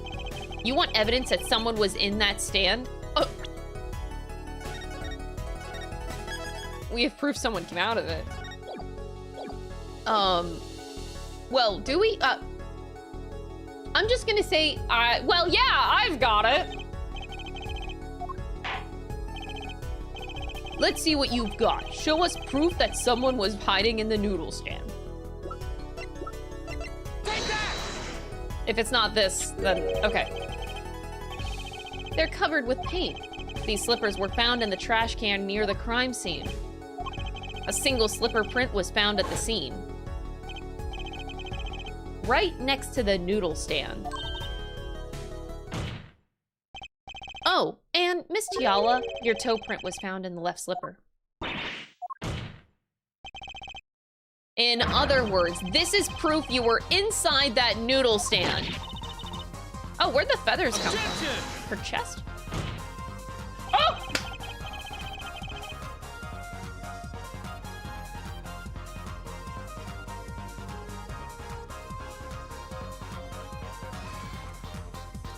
Yet there was only one slipper found at the scene. Can this be called a footprint in good faith? Observe the diagram. A park pathway runs right next to the slipper mark. A slipper wouldn't leave a trace on a cobblestone path. Yet you still cannot say that this is a footprint, yeah? Why not? You have an impression left by a single slipper. What if it was on the stand and simply fell to the ground? That's just dumb! One more thing, a noodle stand is typically cluttered with the tools of the noodle-making trade. There's no room for a person to ride in there. You have a point. Could someone have hidden in that stand? Apollo, I think I might be onto something. I think I figured out one of our pieces of evidence. In order to make room in the stand, some things would have to be... I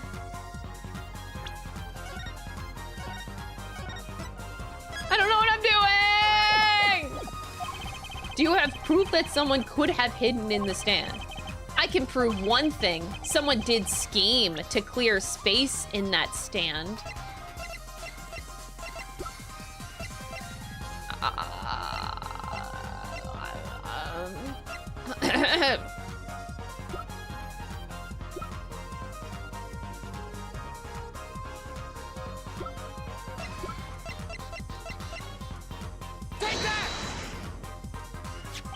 This is a noodle bowl from the stolen Eldune's Noodles noodle stand. What about it? We discovered a large quantity of these bowls yesterday in the lobby of the Maractus Clinic. A large quantity of noodle bowls in the victim's clinic. Mr. Eldoon was very clear about these bowls. Well, I don't care who did it without that stain. I'm finished. All my noodle bowls were in there, too. Yet the bowls were removed. That night, there was space inside that noodle stand. Space created at the Maractus Clinic, no less. Right around the time that you were there, Miss Alita Tiala. Damn. Get her. I won't listen to any more of these wild fantasies. No, not fantasies. They're worse lies than that spoiled brat's pickup lines. Yikes. I would like to remind the witness of her current status. This court does not consider you entirely innocent. Show me an innocent. I'll show you a fairy tale. In any case, the defense has somehow made its point. Somehow. The defense has somehow done it again. The witness has both a motive and an opportunity to kill Dr. Maractus. More fairy tales. This whole trial is a fairy tale. Please pull us back down to reality, Miss Tiala. I'm giving you one last chance to explain yourself. This is it. Why was Dr. Maractus pulling that stand that night? And what was Alita Tiala doing inside of it? Time to get to the bottom of this case. Oh boy. That night, I went to ask Dr. Maractus for the chart. I had no intention of ever letting that chart fall into the Kataki family's hands. But Dr. Maractus didn't understand. For some reason, he thought the Katakis had sent me. So I gave up and went home. All I did was talk to him. I didn't do anything else. You know about the botched operation, so you tried to get rid of the chart to save yourself. I won't make excuses. And I did warn the doctor, the good doctor. I gave him a chance. I told him that Brat got his health checkup report. And that he was committing to settle the score. I see. Very well, Mr. Justice. Begin your cross-examination. Yes, Your Honor. This is the last testimony. Either I perceive the truth or it's over. Oh, I have to perceive? But the bracelet didn't go like ding-a-ling-a-ling. Oh, I guess it's going ding-a-ling-a-ling.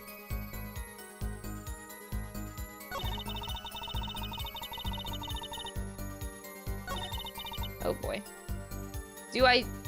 I feel like I should be pressing, though. I still would like to press. You did go to steal that chart. Were you listening? I said I asked for him. Asked him for it.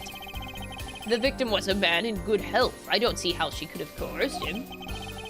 True, he would have been impossible without a pistol. What if she did have a pistol? I'll admit I wanted the chart. That much is true. My reason was simple.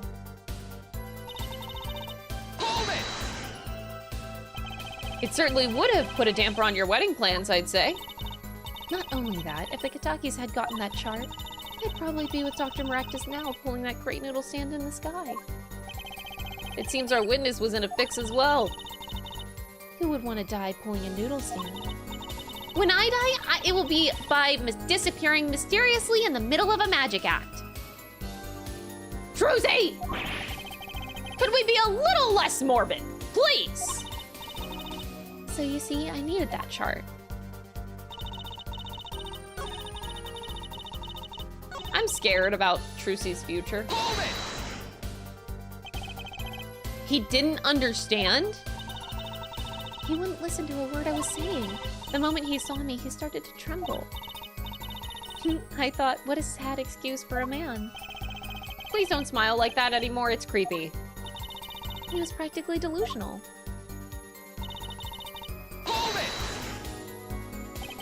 They sent you? He thought the Katakis had sent me to get the chart. Makes some sense. You are their son's fiancé. Don't make me laugh. The Katakis send me? They don't play that way. If they'd known about that chart, they would have gone in there with guns blazing. But I couldn't convince them the troubling doctor otherwise. Oh my gosh. If that was really all that happened, what were all those noodle bowls doing there? How should I know? There weren't any bowls when I went, I know that much. Why don't you let me be and go look for your killer someplace else, alright? Do I detect uncertainty? This is my last chance. Apollo, any word from your bracelet? Yeah, actually, I felt it respond. I couldn't see a thing. It's up to you, Apollo. Time to perceive the truth.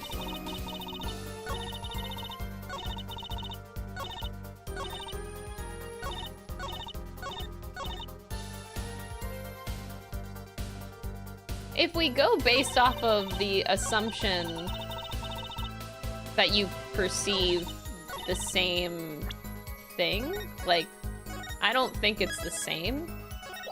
But I'm gonna start here anyway, but then we'll go to the last statement. I don't think this is it, but... I don't think this is it. Like, I don't... Maybe she fixed her nervous habit, so it's not the same as before. Yeah, no, this ain't it. She fixed it! The sound effect.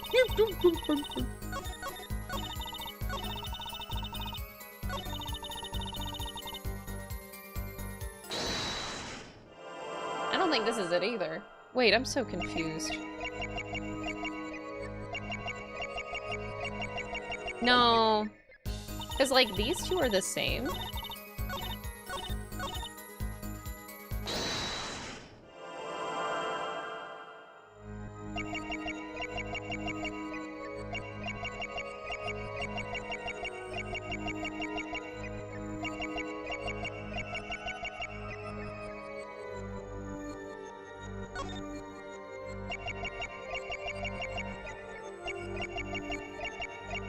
I'm creeped out.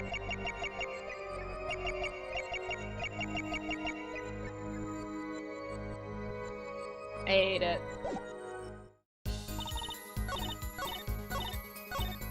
Okay, we're gonna go back to this one. It's weird though.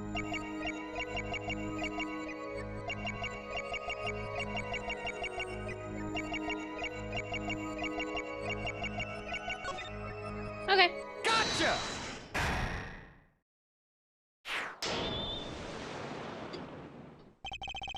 All I did was talk and lie.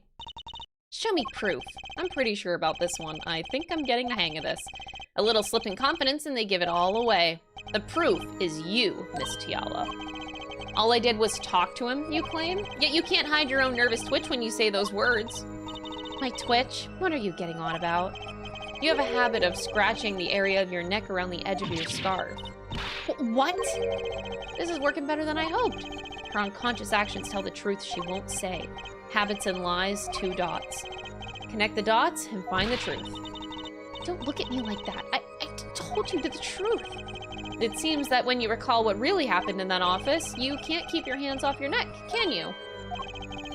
Seems that nervous habits are unconscious reactions that manifest when someone is trying to hide something. You can't hide behind your scarf, Miss Tiala. Something happened between you and the victim in the Maractus Clinic office. And I've got proof of that.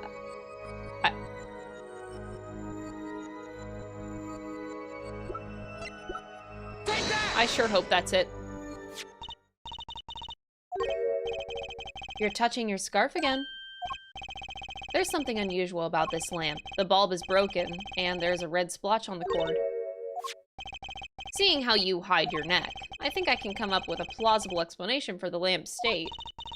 Well, spit it out. This talking in circles nonsense is killing me. Very well. The answer is very simple, Miss Alita Tiala. Please remove your scarf.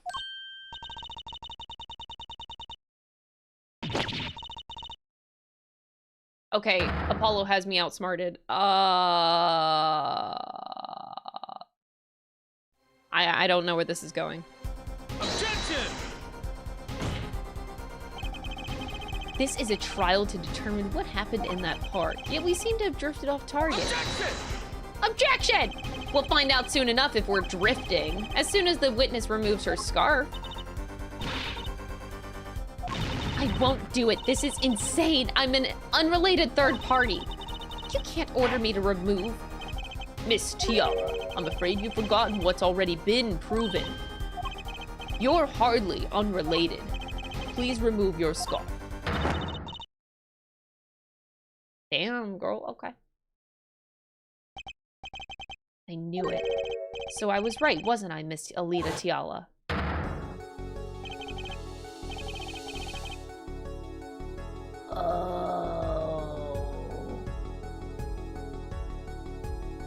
Oh, now I get it. Okay, I didn't understand before. Something did happen that night at the Maractus Clinic. You needed to get that chart back no matter what it took, even if you had to steal your fiance's pistol to do it. Looking at this lamp and the witness's neck, it looks like the very opposite happened. Exactly. The victim in the clinic that night was this witness. Specifically, you tried to threaten Dr. Maractus and he attacked you.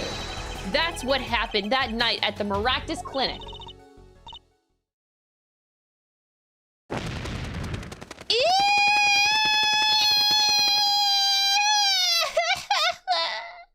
I suck.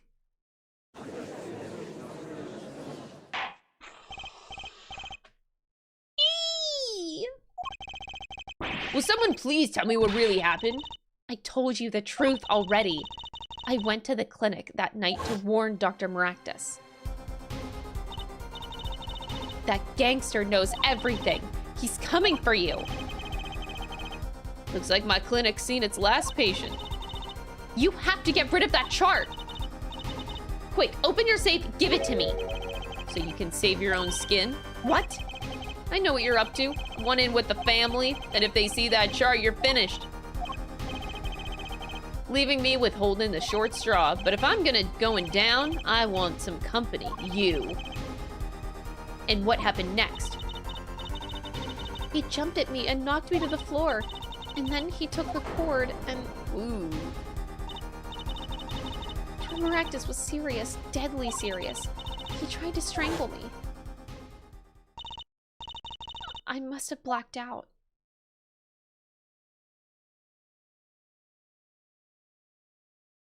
Yikes. So, this is awkward. So, you were the victim! And the red splotch on the cord was your lipstick. I didn't want to remember that night. That's why I didn't bring it up.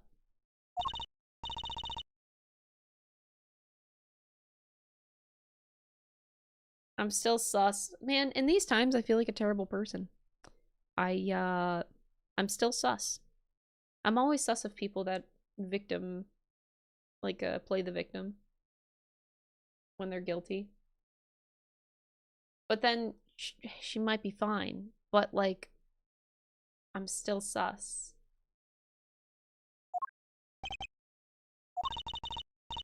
I was out cold, almost killed. And you claim I then snuck into that noodle stand? How could I? Monkey Apollo. This is awkward. One thing is clear. We now know that what really happened at the Maractus Clinic. And it would seem that our victim was not entirely without blame himself. I'm sorry. I get so nervous just thinking of it. It's hard to breathe. I've told you everything. Can I go home now?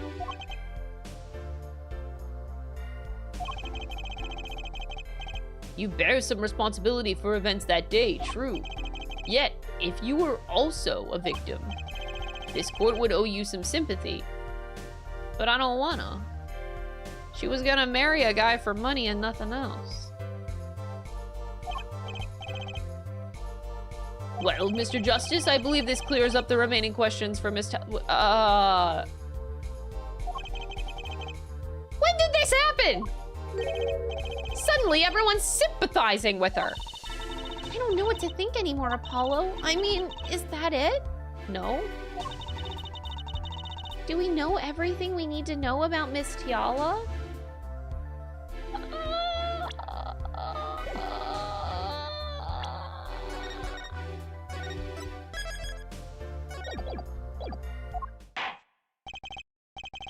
This finishes the cross-examination. Objection!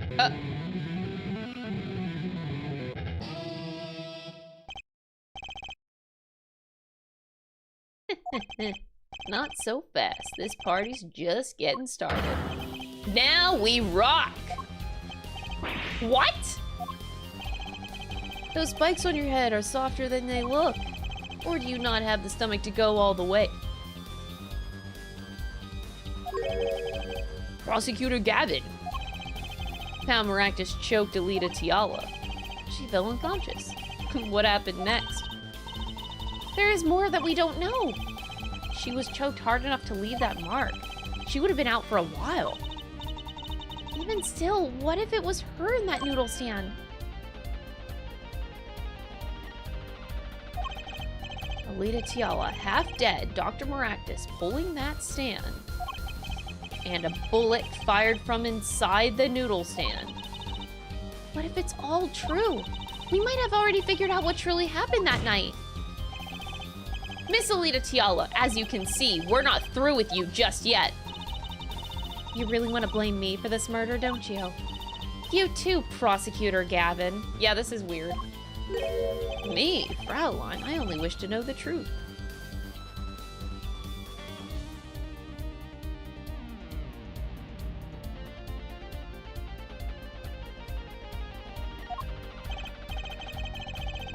Let's go back over what we've learned up until now.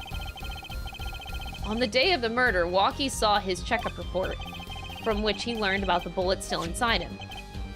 He took a pistol from the family stash, with the intent to give Dr. Maractus some of his own medicine. And Miss Tiala heard about this from Walkie. So she went to the Maractus clinic ahead of him. In order to get rid of the chart with her signature. But then, something happened. Sounds like you figured it all out. But remember, I was the victim. I was out cold. But what about Dr. Maractus? That does seem to be the problem. He had just strangled Alita Tiala, perhaps he thought to death. What did he do after his crime? I was just knocked out, not dead. From the state of his clinic and the scene of the part, I think it's clear what the good doctor did next. Well, there, forehead, care to guess? What? He stuffed her in? Maybe he did think that he killed Alita Tiala. Do I have evidence to show what he did next? What evidence? I have to... Oh, I was hoping this was, like, not this. Oh, shit. Well, he put her body in the noodle stand? He was just transporting... He used it to transport the body. But, huh?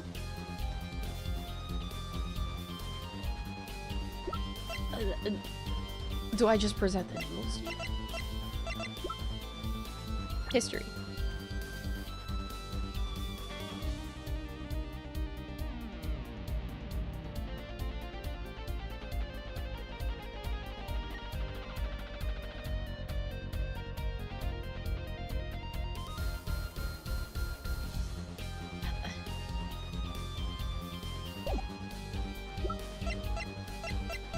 I'm just gonna...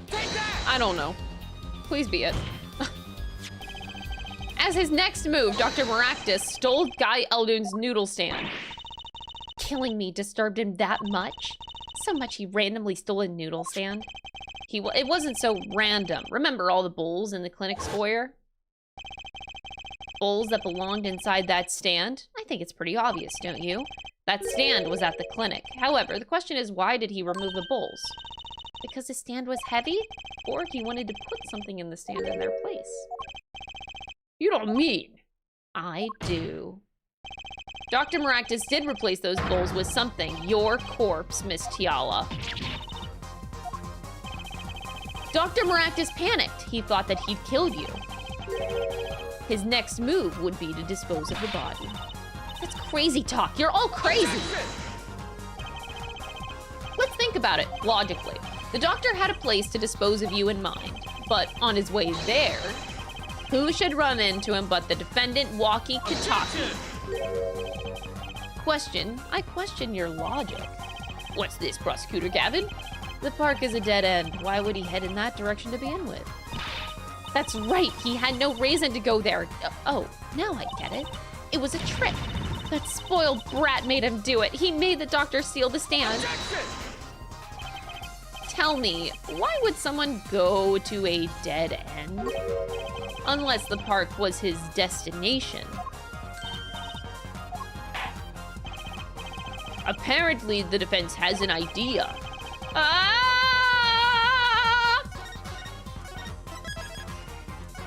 Panic! Tell us where Dr. Maractus was heading with that stand. Show us on this diagram. Where exactly was the victim dragging that stand?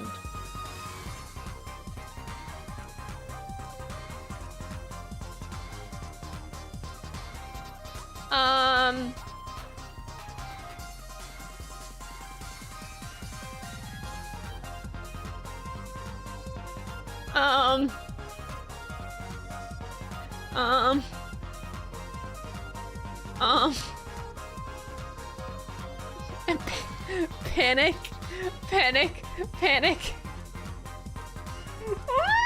My brain. I made it this far. I made it this far. I made it this far. I made it this far. You just keep going, Crystal. Just keep going. I don't...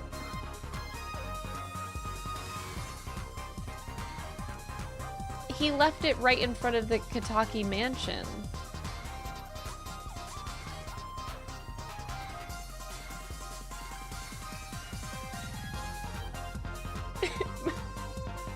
Brain. My brain isn't braining, y'all. What if it was just like in the right place to begin with? Objection! Oh, I fucked up. Ah, yes, of course. There. Why? I'm young, Your Honor. I'm still making up my mind about a lot of things. Perhaps then you should leave the court until you grow up. I'm still young, Your Honor. I got a lot of life ahead of me, you know? I make a lot of mistakes. That was such a smooth option, like, response for Apollo. That was actually kind of cute. He's just a little guy. He's just a little guy.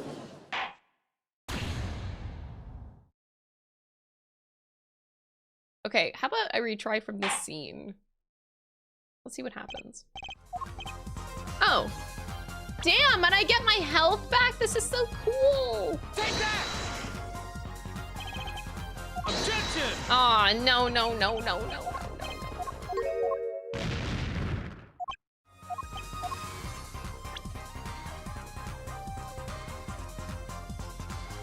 But there's a wall.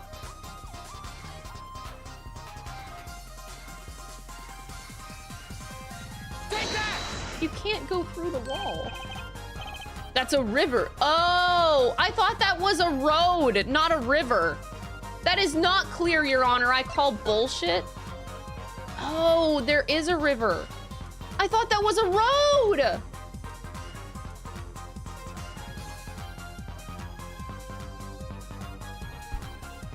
Okay, look. I needed this picture, not the other one. Not clear. I scarcely need to explain why. A perfect place to dispose of a body. He was going to throw me into that river? He didn't have many other options, Fraulein. I believe this clears up all of the remaining questions. The victim pulling the stand and the defendant before him. And inside the stand, you, Miss Alita Tiala. And then the denouement. Wesley Stickler, of panty-snatching fame, walks up. Seeing the two men, he shouts. In that instant...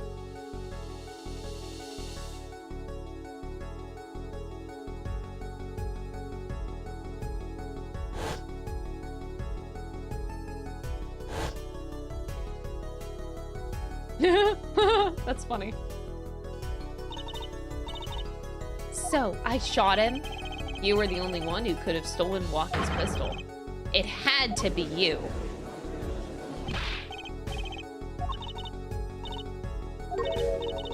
Nice work. You mean I'm right? I mean, you've done a fine job dreaming up a story. To get that spoiled brat off the hook. You're the one who's dreaming! Apollo's backed up everything he said with facts. If you're so sure that he's making it up, give us another reason. Why was Dr. Maractus pulling that stand through the park? There's one gaping hole in your logic. I think Mr. Gavin knows of whereof I speak. Where of what? I can't believe she's still trying to deny this. Prosecutor Gavin, is this true? Well, must I always be the one to point out Air 4 Head's errors? You did it like literally one time. Maybe there really is something. I believe the Fraulein speaks of Air Doctor's car. That's right, the Maractus Clinic has that big garage. In which sat a green sports car, was it?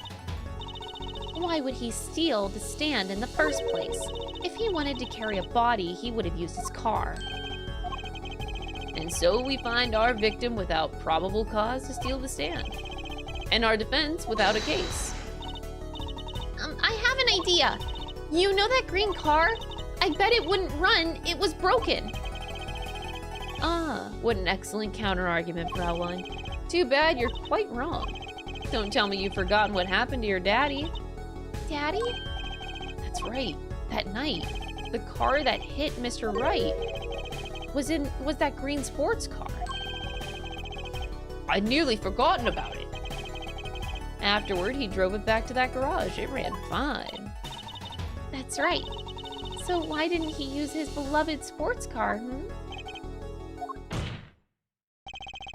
A glaring contradiction, to be sure. More glaring than your forehead. Why does he keep commenting on my forehead? My forehead looks fine!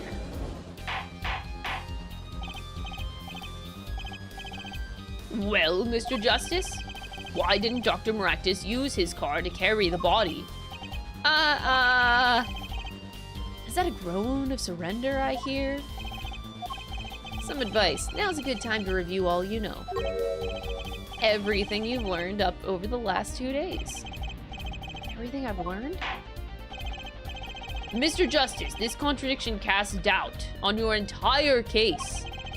This is truly your last chance to not fuck up. I'm not stressed. The defense will explain to us what happened that night.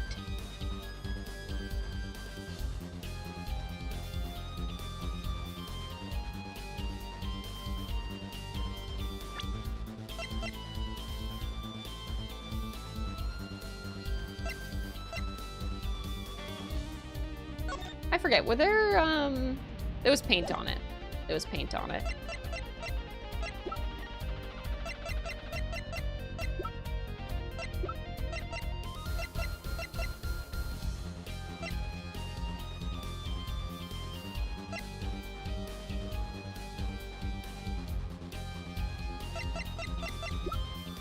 Paint.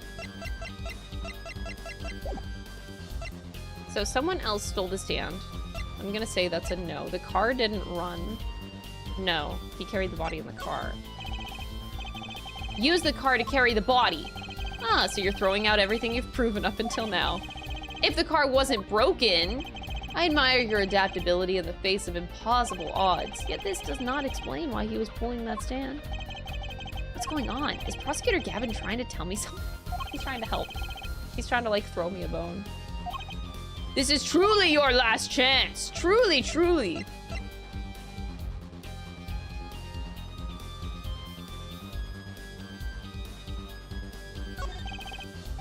It was someone else who stole that stand. But then why was the victim pulling it? Well, he would have had to steal it from someone else.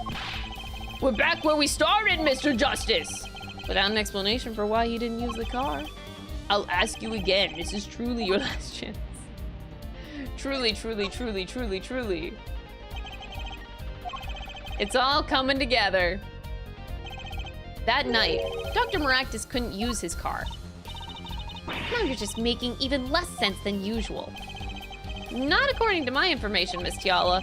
Put one and one together and the explanation is simple. If it's so simple, perhaps you can show us some evidence?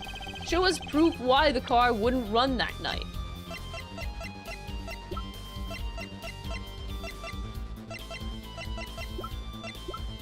Take that!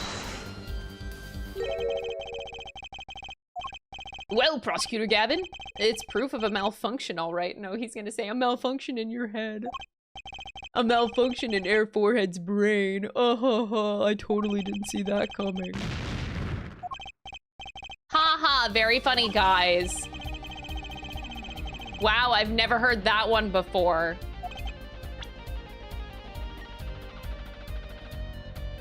Anyway. Take that! Panties again! All sorts of things come out of my panties. Even the truth.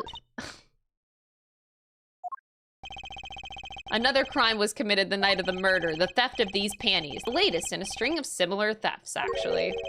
But that night, the snatcher was caught in the act.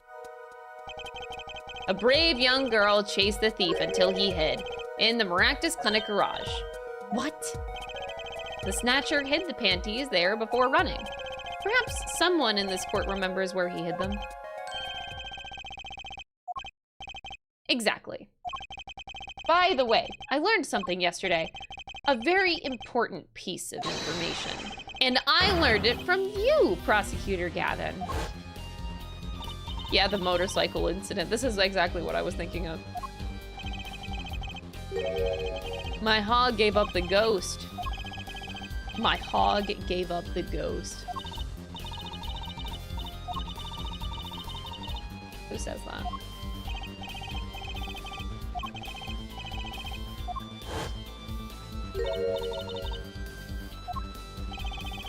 While Miss Tiala and the doctor were struggling, the panty snatcher snuck into the Maractus garage. From that time until we found these, that car wouldn't start. Then that's why Dr. Maractus had to use the noodle stand. It was the next closest thing he could think of.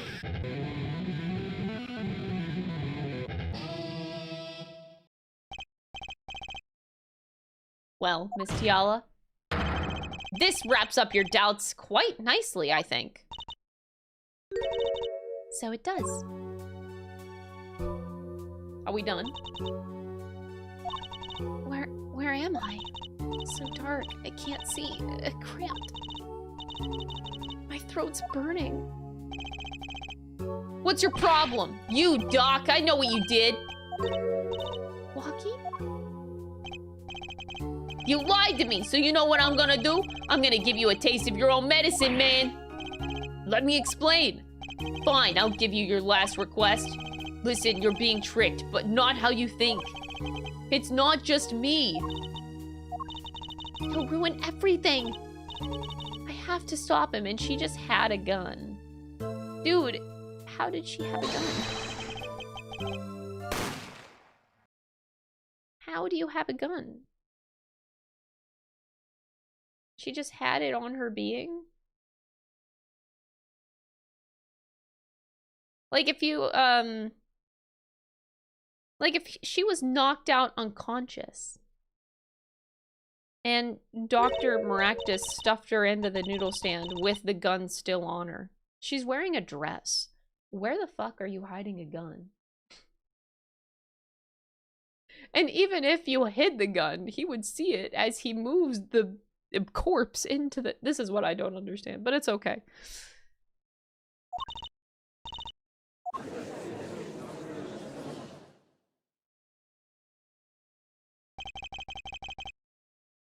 There's still one mystery. How did you manage to disappear from that stand? That's not the mystery, Your Honor.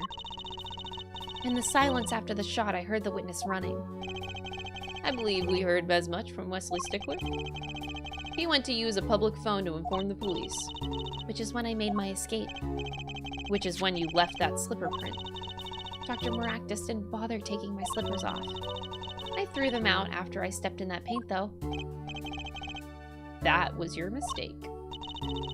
No, my biggest mistake was coming to you for help, Mr. Justice. Wow, okay.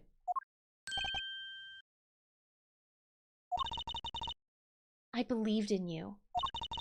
You and your anything agency. If anyone would get Walkie declared guilty, it was you. Wow.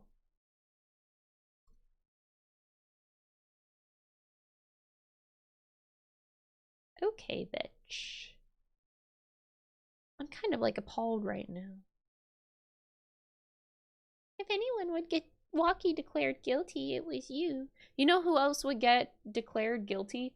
Chat, you, if you don't buy a plushie and support the Ambi pledge to get the plushie made. That's right, we are at 142 supporters and we need I can't do math. 48 more to hit our goal. That is crazy. Wait, 58 more. I can't do math. 58 more pledges to make the plushie happen. Wow, that's crazy. God damn it. All right. I'll try again later.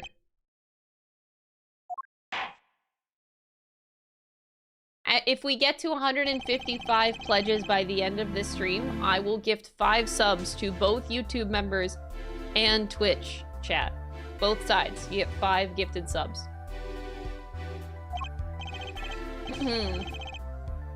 Prosecutor Gavin, how is Miss Alita Tiala doing?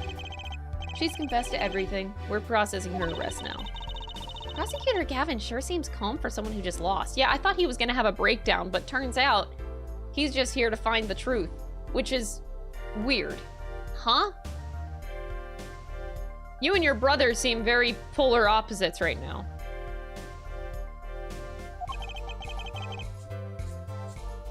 It's like I'm so perplexed.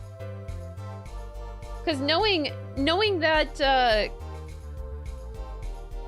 Clavier is like this makes me question Kristoff. It's weird. Like the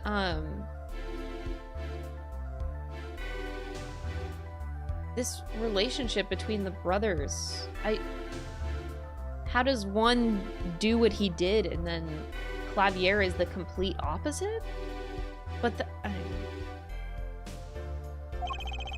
I think he already knew. He'd figure out that she was a killer a long time ago.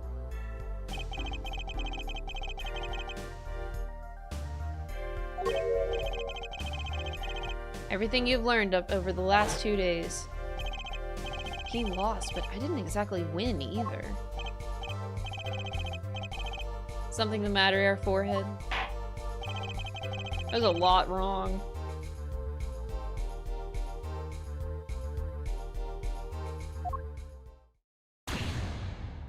Not guilty! Woo!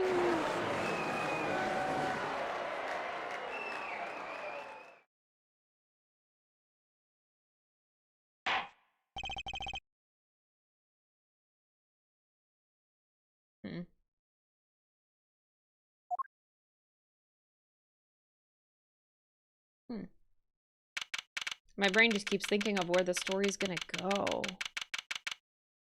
What is happening? Great job, Apollo! You did it! Yeah, we did somehow. Walkie's off the hook.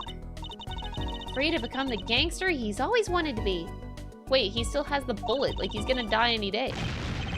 Hey, attorney man, you're gonna pay for what you did to my Alita, Holmes! Or to blame, I guess. You get my Alita back, stupid pointy-head attorney with a death wish! Enough, Walkie! Oh, that's the dad. Ah, Mr. Kataki. It's high time you open your eyes, Walkie. What do you know, old man? I think it's about time that you open yours. Giving up the life trying to become some kind of businessman? Don't talk about what you don't understand, Walkie. I'm afraid the guard is going to throw them both out. If not in jail, wouldn't that be a happy ending? Hey, maybe we can help them out. We know why Mr. Kataki needs to make so much money. Maybe we should tell Walkie. Oh, this is where I have to present the right thing and then I'm gonna fuck it up.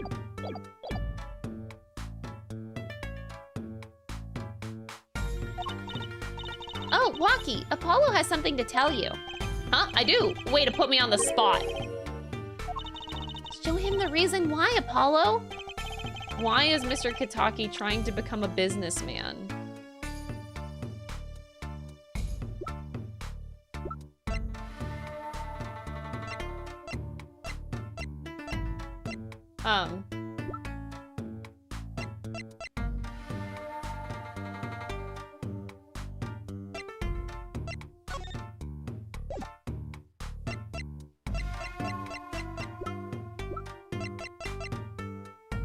Just show the badge. Oh my god, y'all.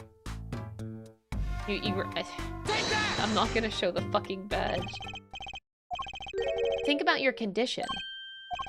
I talked with your mother, Little Plum, yesterday. It pays, but we need a lot of money right now. Clean money, that is. She doesn't mean... You are really... Are you sure? I searched the globe and I found one. A doctor who could take that bullet out of you, Walkie. But it's an expensive procedure.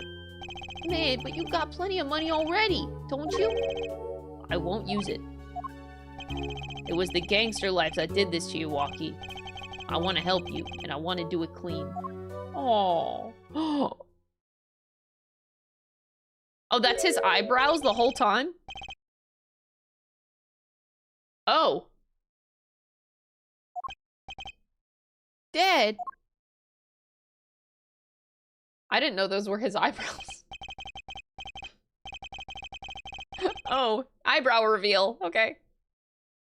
Man, I see how it is, old man. Always you looking out for... Walkie? Listen good, old man. One day, I'm gonna take you out, then we'll see who's the OG. You try to hide in your business suit, I'll find you. Stupid old geezer. My Walkie. It isn't as it should be. Mr. Kitaki, I liked him more without the puppy dog eyes. I'm glad to have met you. I'm not so good with words. But I know a professional job when I see one. Thank you. Oh, me? Someday, I'll bake you one of our latest, the Kitaki lime pie. He's opening a pie shop? So long. Aww, this was actually super cute, this ending.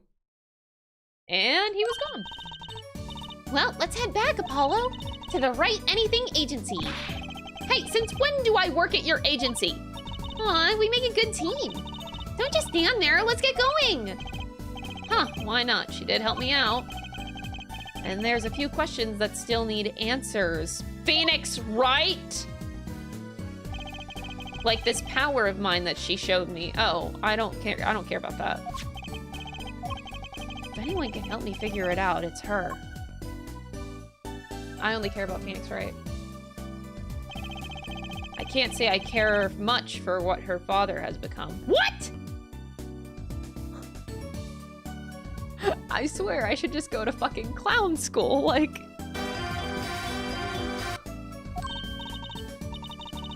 Oh, that's right. We have to go someplace first. Huh? Where? Why, to claim our reward from Miss Rowdoon. Ah, salty noodles, right. We gotta stand back already? Oh, and after that, you can come see my show. With a special appearance by the amazing Mr. Hat. Oh, it's special, all right. Please, anything but him. And, oh boy.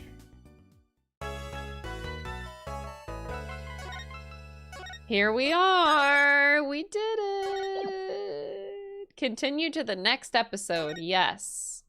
Episode 3, Turnabout Serenade. Ooh! Let's rock! Oh, are we going to, like, Clavier's band concert? Oh my god. Oh my god. We love you! Oh my god. Rock on, everyone. This party's not over yet. Get out your handkerchiefs for our special guest. That's right, baby. The night's just getting started. Thank you for coming to Gavinier's Guilty as Charged tour. This ends the first part of tonight's show.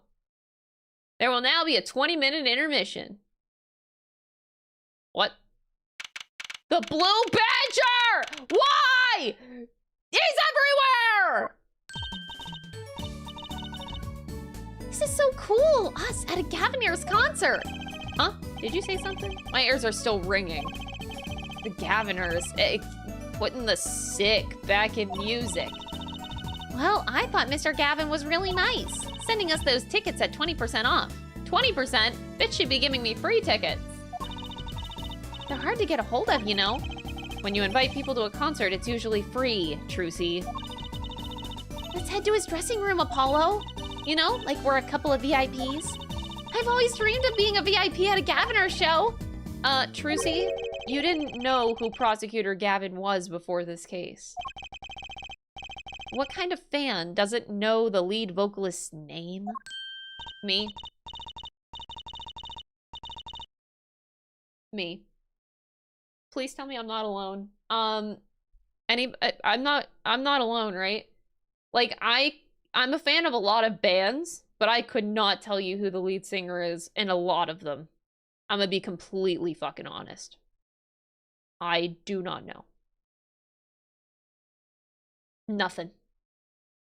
I don't know anyone. So honestly, I get Trucy.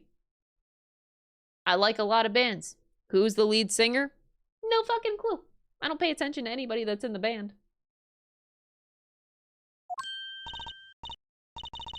What a lovely name. He's so dreamy. Yeah, but I'm a girl. I'm supposed to swoon over gods of rock. God awful, maybe. I bought all their stuff on the way home from the trial. I got 12 Gaviner albums and 15 concert videos. That was quite a bit of impulse shopping.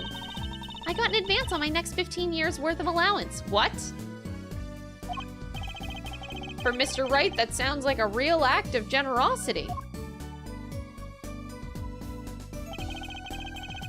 Who would have imagined me here at a Gaviner's concert watching Prosecutor Gavin rock? To be honest, he was kind of cool, and I'm kind of envious. Not that I'd ever admit that to Trucy. No, we'd never. No, no, no.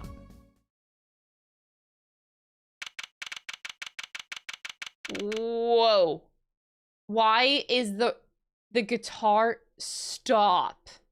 Stop this. Oh my god.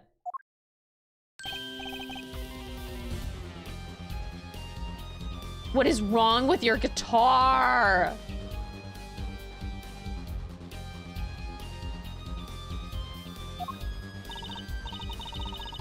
Mr. Gavin, thanks so much for the tickets.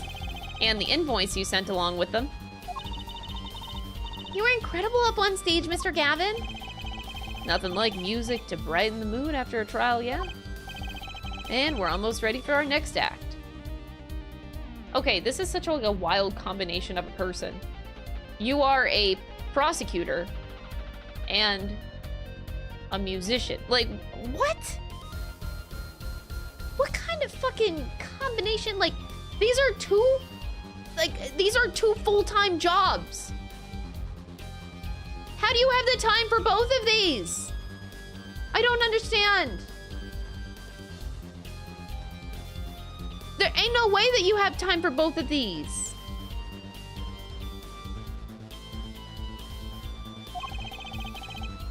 I'm looking forward to it myself.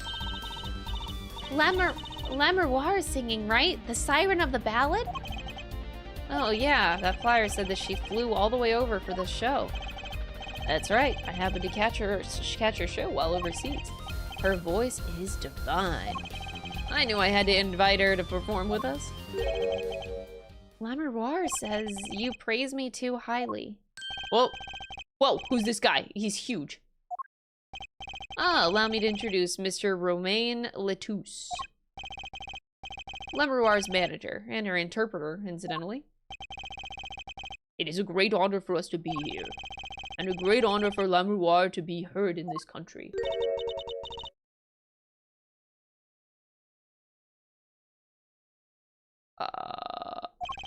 That voice. I wish I could understand it. It's beautiful.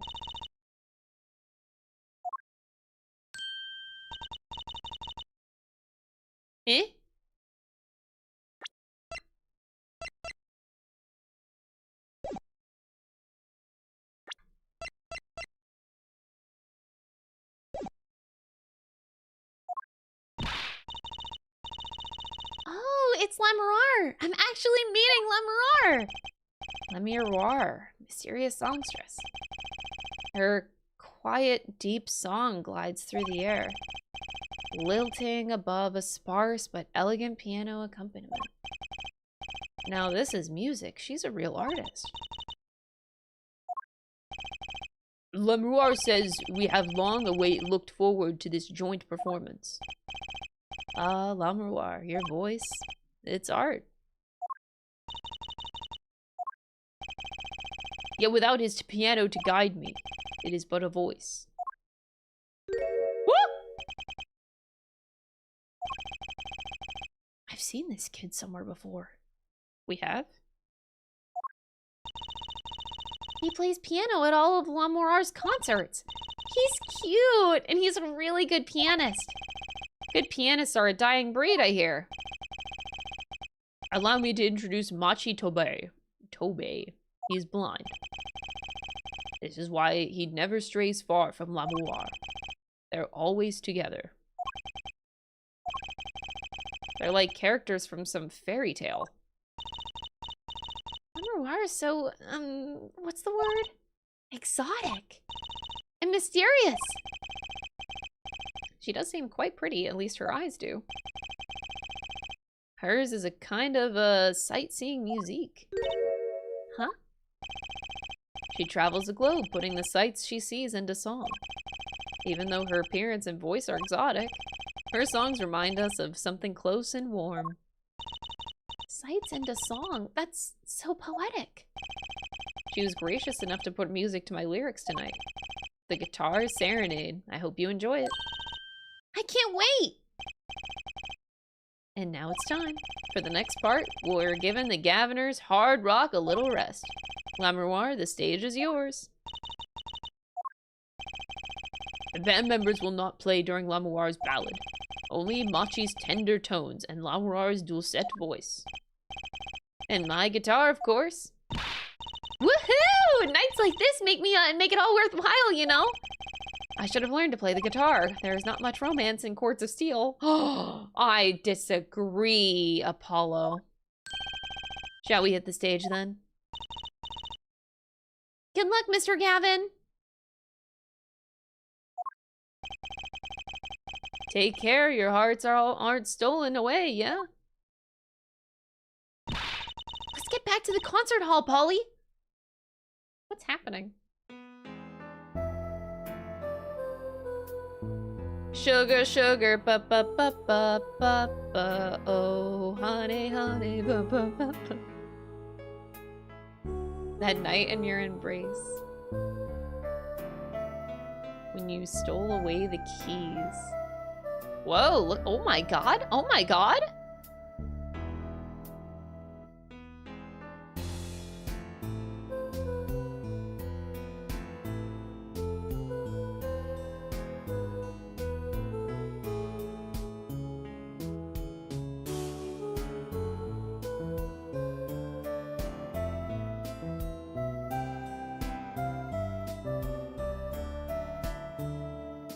Through the air I fly.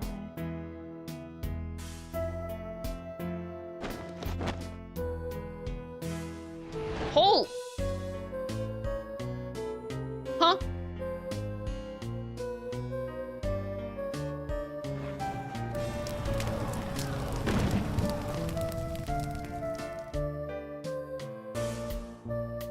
Huh?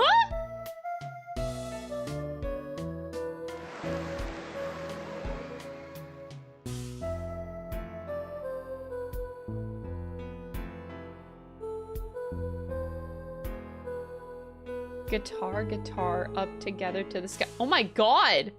Javier in the background!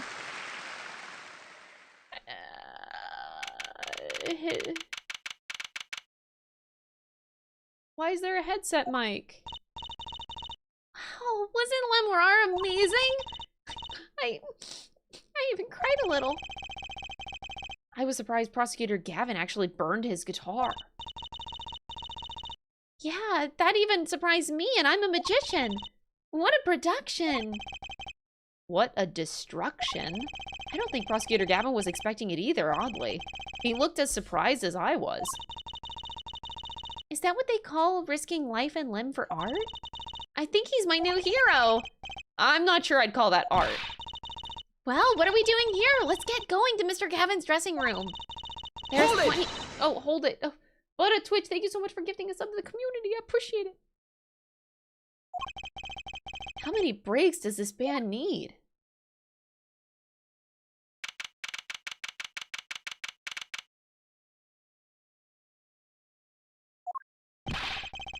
What the heck was that? I was never consulted about it.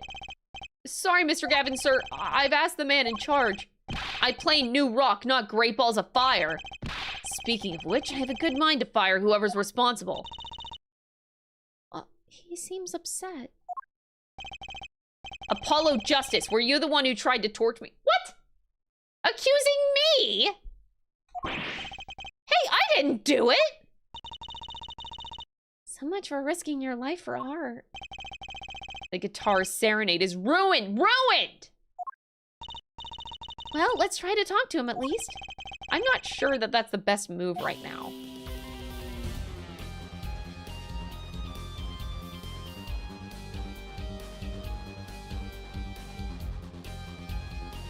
Angie clavier.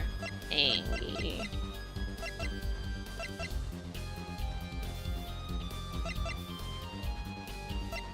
Phoenix Wright is still here.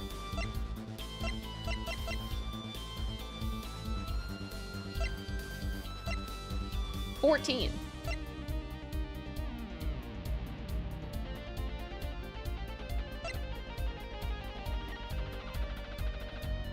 Why is this? What? This is so weird. It says here, his first name is Romaine. Why not write it at the top where his name is listed? That doesn't make any sense. If his first name is Romaine, put it at the fucking top. You're making me suspicious. Like there's a reason why you're doing that. Don't make me sus.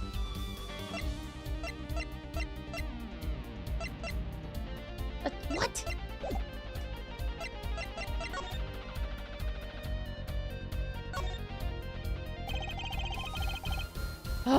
A police uniform hangs on the stand here. Oh, I want to try it on. Nothing to see here. Move along. It's okay. You don't have to go that far to be special. I mean, you're not exactly the type who's just another face in the crowd. Really? You think so? I guess you're right. Now I feel like a meanie for making that insinuation. Apollo. This place is decorated like high school dance, though I think our decorations were paper, not chains. The Gaviners are into chains. It's part of their image. That's, hot. Huh, no kidding. Ever since they used chains on the cover-up for Gonna Lock You Up. They're really into the whole police thing, aren't they? It'd be cooler if they turned that red light on. They don't have to turn on the red light. Someone drew the Gaviner's mark in lipstick here. Lipstick? I'd like to wear lipstick someday. Oh? You don't use lipstick yet, Trucy? Daddy won't let me. Not until I learn to play piano, he says. You'll be waiting a long time then, I'm afraid. What? Phoenix, why? Let your daughter wear lipstick. Oh, a cruiser guitar! They sold those to commemorate 5 years of a band. Rocking it hard under the speed limit.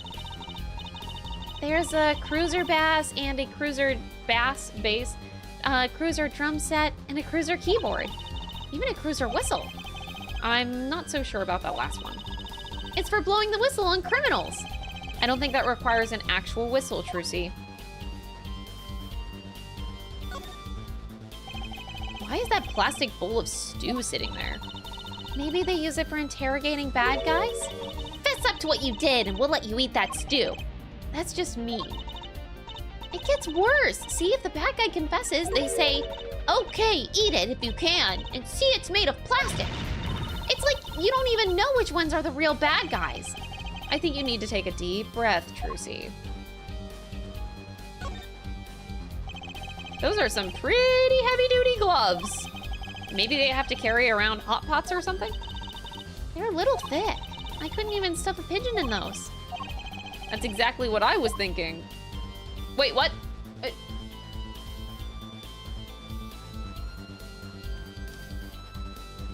Yeah, that's what I was thinking. What's a police recruitment poster doing here? Rock on with the police. Maybe they're trying to trick kids into thinking the police are some kind of band. But that's just silly. Who'd name a band the Police? That guitar! That's the legendary AA400, the Red Badger! I thought rock was supposed to be rebellious, not civic. Every aspiring guitarist wants one of these. They even paint their own guitars to look like it. Ah, the fickleness of youth. You should dye your hair badger red, too. No! I like my hair the way it is, thank you very much. Ugh, the stubbornness of age. Bruh. Look, it's a poster card of Lamour. What are these letters at the bottom? I've never seen these before. It must be for her native tongue, Borginian. Virginian, huh?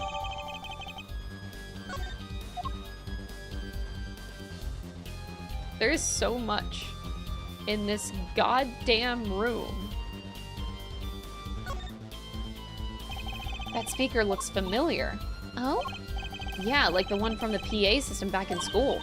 Oh, we have one of those in my classroom, too. That's right, she's still in junior high. I feel old.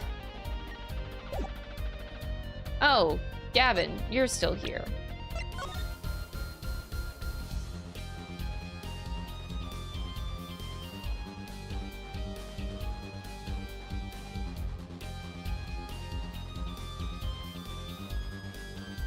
If I do what I want to do, chat's gonna make fun of me.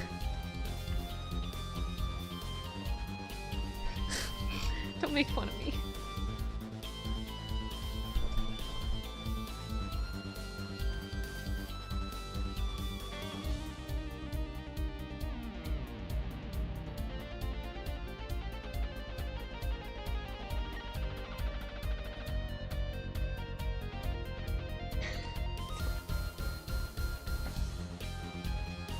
It's a legitimate thing to look into, chat.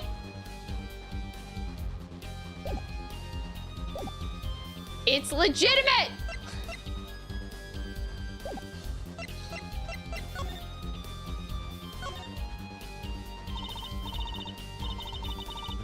I mean, you mean the guitar that wasn't part of the act?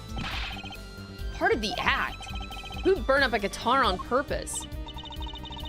But it worked really well with the lyrics just then. Burning on in my heart, fire, burn my love away, all away. Wait, you think the audience thought it was? Sounds like he got lucky. They probably thought it was part of the act. At least I did. He got lucky, and he didn't even realize it. Anyway, that guitar was the Ferrari of guitars. All the speed, all the sound, and all the price. Ah, you don't say. If I burned one of those at every show, I'd go broke. Unusually frugal for a rock band. Try saying that to Mr. Gavin. Ash tongue!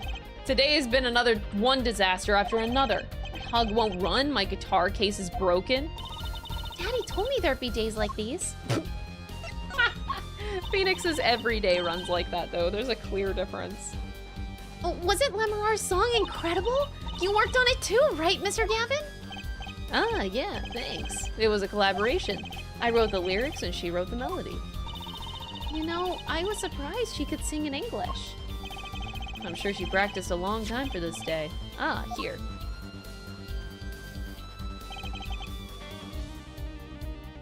What's this? A lyric sheet. It's yours. Signed by myself and Lamour. Oh, the symbol is a G this whole time? Gavin?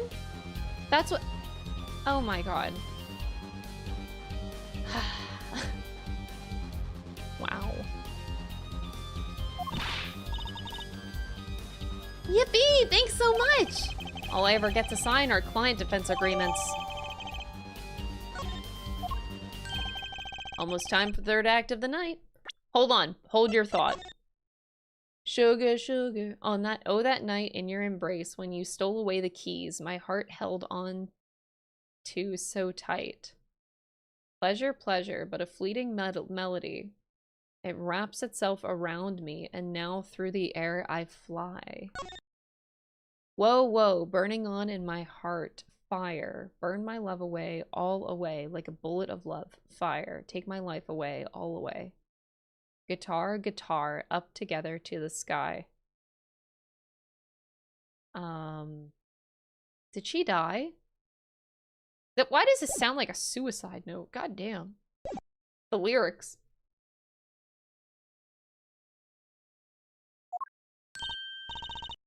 Oh, there's more?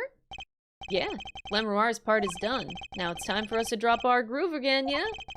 Hope you're ready to catch it. Woohoo! Ready, Apollo? Yeah, I think I'll pass. Eh? I liked the bit with Lemuroir, but the rest could use a volume knob turned way down. Apollo, you're getting old. Up! Does 22 qualify as old to a 15-year-old? Well, I'm going. Oh, so that's the first time we actually get Apollo's age. He's 22. Glad I know that now. Let the old folks rest backstage, yeah? Time to rock. Hey, you're older than I am! By 2 years! Everything is red again. What? Do I have to reinvestigate? Oh, it's just probably new dialogue because there's no Trucy here now. The design in that character I saw in the hallway, but with sunglasses. What a strange mascot. He looks like he's crying.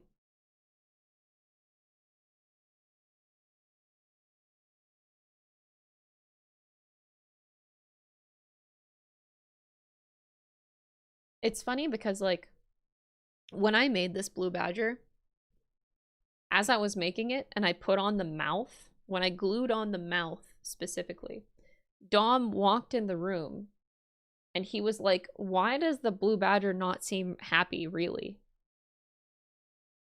And I'm like, I don't know. But he's smiling. It's a smile. But Dom is convinced that the blue badger is just thriving. He's just trying to survive, is the word I'm looking for. He's not actually happy. Smiling to hide the pain, exactly. Mm-hmm. Since when was Rock about crying? They should name this guy Emo. Wow, got him. That police officer looks ready to rock. Some kids might see this and actually want to be cops. Somehow, I don't think a rocking defense attorney would work out too well.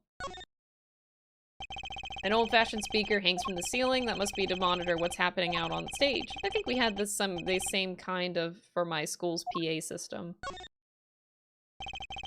A police uniform. Next to it is a policeman's hat and a pair of handcuffs. Guess that band is really into the police. Must be Prosecutor Gavin's bad influence. I thought rock and roll was all about being rebellious. Why can I already envision so many fanfics? I can just make, I feel like I can make a safe assumption that people really run with this. Just saying. I can see it. Chains dangle from the ceiling. They aren't glamorous, but I bet Detective Sky's been, have something to say about them. What? There's graffiti on the mirror in lipstick. Wait, but the Gavineers are all guys. Maybe Prosecutor Gavin wears lipstick? You bet he does. That guitar looks like it was made out of a cop car door. That's right, Trucy's not here to set me straight. Now I feel kind of lonely. Oh! Apollo! A delicious bowl of stew made of plastic. The bottom of the bowl has a G on it. They sell these at concerts? Whatever happened to t-shirts? It's a stack of Lemuroir's postcards. They have an air of mystery to them that matches her voice. Thick leather gloves and sunglasses. Maybe I'll try these on. On second thought, no. They might be evidence for one of the Prosecutor Gavin's cases. Ha ha ha. Foreshadowing. Ha ha ha ha ha ha ha.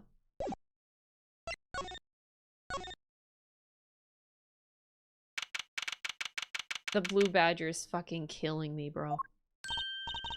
Oh my god, why are you here? Hey, it's you! That right kid. Detective Sky! I'll let that right kid business pass. Call me Emma. There's no need for titles once you've shared a bottle of fingerprinting powder. That's a new one. So, Emma, what are you doing here? Isn't it obvious? I'm snacking. You think I want to be here? Me, in charge of security in this pit? Security. Did something happen? There's no knowing what that glimmerous fop. Apparently, he's all upset because something was stolen. He wanted security back here during the concert. Where does he get off acting like he's some big rock star?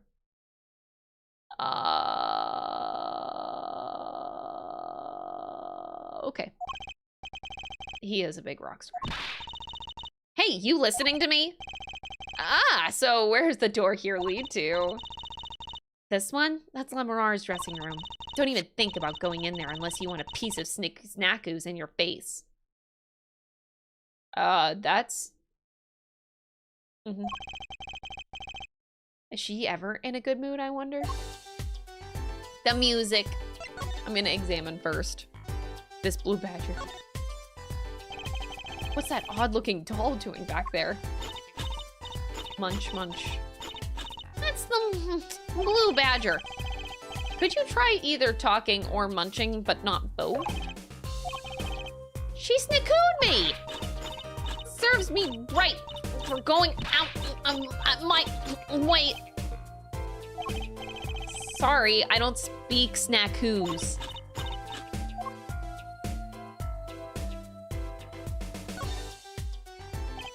Come to think of it, I am a little thirsty. Is he though? Anyway, I'll have some tea. I think I'll get a water. I'll have tea. If you want tea so bad, go buy it yourself. She snacooed me. I'll take a tea. Oh. A Gaviner's guilty as charged tour poster. They're plastered all over the place. It's annoying. Well, this is the concert venue. It makes sense. Why? Everyone's here. Everyone here is already here. Why advertise to them? People like to see the poster at the concert. It's part of the experience. Do you have to find fault with everything I say? She snackooed me again. That's a pretty sturdy looking box there. Maybe it's an instrument case. There's a guitar next to it. Don't even think about taking that. I don't think I could even carry it. She snackooed me! Stop!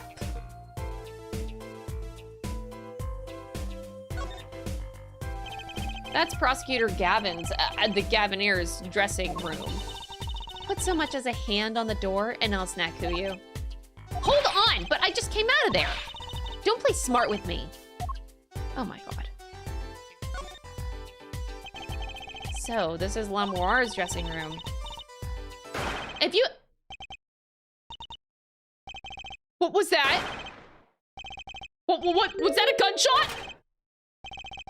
Something's going on!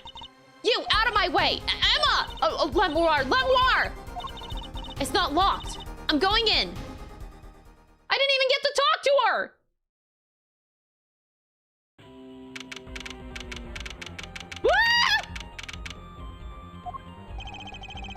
What's that awful noise? Oh, it's the concert.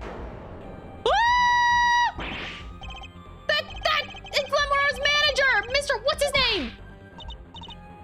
Lettuce! Hey, you! Mate!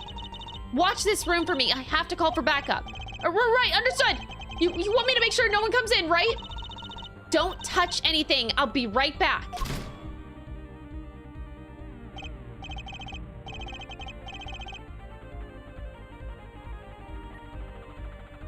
I'm just trying to take this in. What's going on? I just talked to him and now...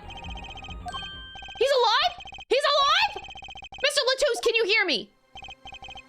Shot. I was shot. Yeah, no shit, Sherlock. Who shot you? I don't know. What? As witness. Witness? There was a witness? Who? Cold, so cold. Witness. You're cold. Don't worry, you're going to be fine. Help is on the way. Can't see. Hang in there, Mr. Latouche. Tell me, who was the witness? The witness is Siren. The siren? How can a siren witness anything? Mr. Latouche! Yeah, it's Emma! Emma, what was that? Who's there?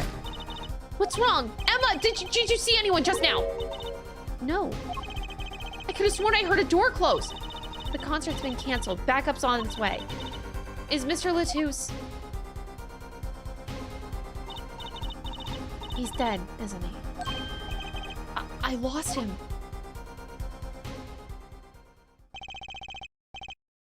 Romaine lettuce. Romaine lettuce. Whatever. And I heard his last words. The witness is the siren. Whatever that means. I didn't even get to talk to Emma before. Whoa! Hi. The venue's locked down. We took names and addresses before letting the crowd go. Good work, Darian. I'll let you know if I find out anything about the victim. Later. Casually. Okay. It's investigation time then. Yeah, Fraulein Detective? I don't need some rock and rolling prosecutor to tell me that. One request I must make. Tell no one, on staff or otherwise, anything of this. Oh, a gag order. No word gets out other than that Mr. Lettuce is dead. No word of the cause of death or of the murder. Why? Tell no one, not even Lamoire? Not even her. We must keep everything under wraps. Oh, one other thing. I'll need your signature on this, Air Forehead. Yours too, Fraulein. An investigation request? Why just us? You two are civilians. It's standard procedure. Civilians. That should be okay to sign, I think.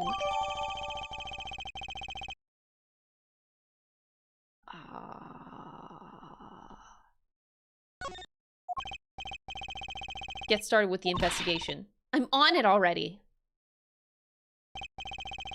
And one tip for you. Try not to get in the Fraulein Detective's way. She's in a foul mood today. She's in a foul mood every day so far. Gee, I wonder why. We were all questioned as witnesses, and now none of us can go home. We'll investigate all right. Our way. Somehow, I don't see us getting back to that crime scene anytime soon. I still can't believe I was there when it happened. Not an experience I care to repeat anytime soon. This is no time for navel gazing. Let's crack this case. I worry about Trucy. She seems to have a very loose idea of what it means to be an attorney. I think she gets it from a certain person. Of course, that's not surprising considering who... Okay, thank you. I'm glad the elephant in the room. Something the matter? No, let's get cracking.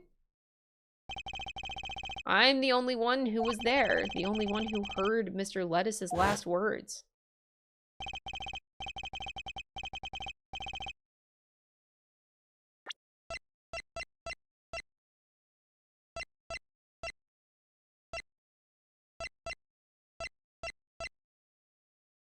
What happened to his first name? His first name is gone, Romaine.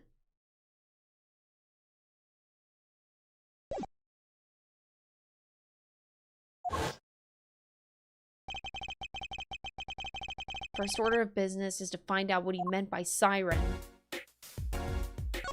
Oh boy. What's that? It looks like some kind of future phone. Not a phone, a transceiver. It's called a headset. What's a headset doing on the floor? Wait, do you think Mr. Lettuce might have been wearing it?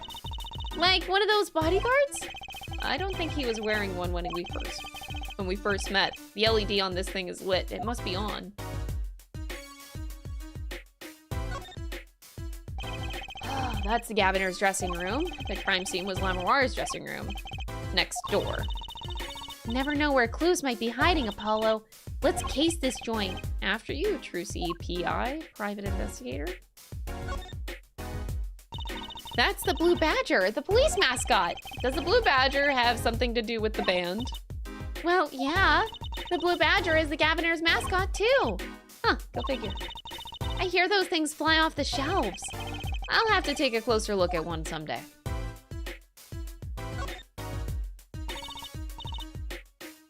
I'm thirsty, Apollo. Want something to drink? How about this one? A Steel Samurai soda. Now in real steel flavor. Here, my treat. Hey, this isn't enough change. The machines outside are cheaper. This one is highway robbery. Oops. Apparently this is as fast as I can go. Looks like an instrument case, a big instrument case. There's a great magic trick you can do with one of these. Huh? What kind? The miraculous beautiful girl escapes the case illusion. So it's the girl who's miraculous, not the escape? So picky. I mean, it's important to make the distinction, I think. A concert poster for the Guilty as Charged tour. I love that name! Pikes Peak Audio tipped $5. Nasal gaveling is when the judge uses his nose as the hammer. That sounds like it hurts, though. Thank you for the $5 super chat, Pikes. I appreciate it. Seems kind of negative to me. Well, why don't we do the opposite? Magician Trucy presents the innocent at Charge Tour. It kind of loses its impact, doesn't it?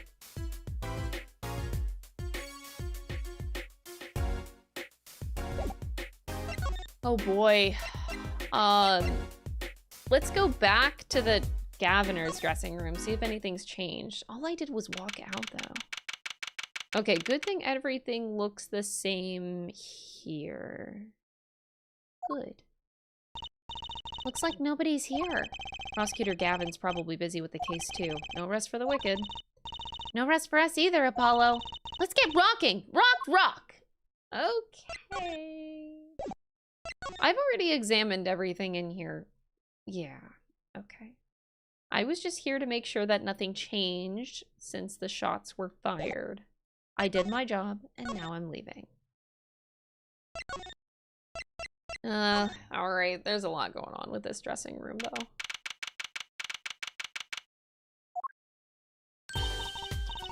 Oh, it's you. I figured you'd come. You have to let us investigate the scene, please. You're attorneys, no? Shouldn't you wait until you have a client? Lettuce did tell me to ask the witness the siren. With his dying breath, no less. Doesn't that count? Glare at me all you want. You'll get no snacks from me. Please, think of poor Lamoire. Oh well, I suppose. You did find the body with me. Great, let's get to it. Right. Just try not to touch anything. She's letting us look, and she's not munching her snacks. This bodes well. There are clues here. I can feel it. Leave no hanger unhung, no spot unspotted. We didn't get to talk before, Emma. I'm so sorry. Mr. Romaine Lettuce, was it? He was Lamoire's manager and an interpreter, apparently. This was his first time in the country. Another one that's first time in the country? Well, okay, the first case wasn't the first time he came. It was just stepping foot. Okay. My brain is constantly trying to tie all of these cases together. That's all my brain can think about. I have a hard time thinking about, like, a case for a case. You know, like, take something at face value. Like, I keep thinking with Clavier. Like, I keep thinking about the relationship between Clavier and Kristoff so much. It's just consuming my brain. I keep thinking about, like, a bigger, broader picture that I am fucked. I'm just fucked. Ugh.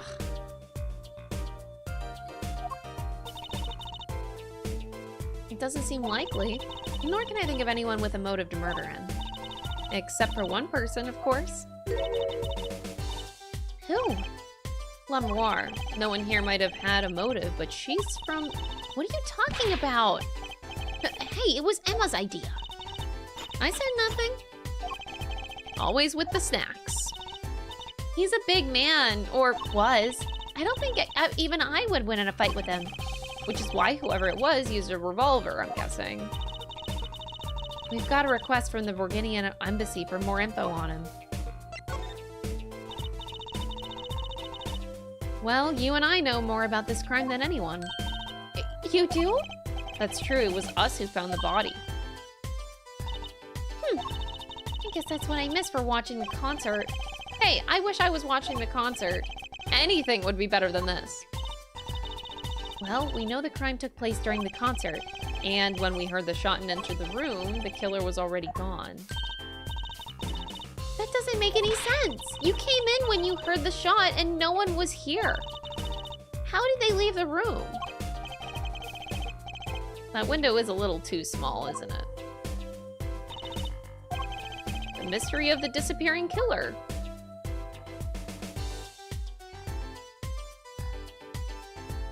That doesn't make any sense.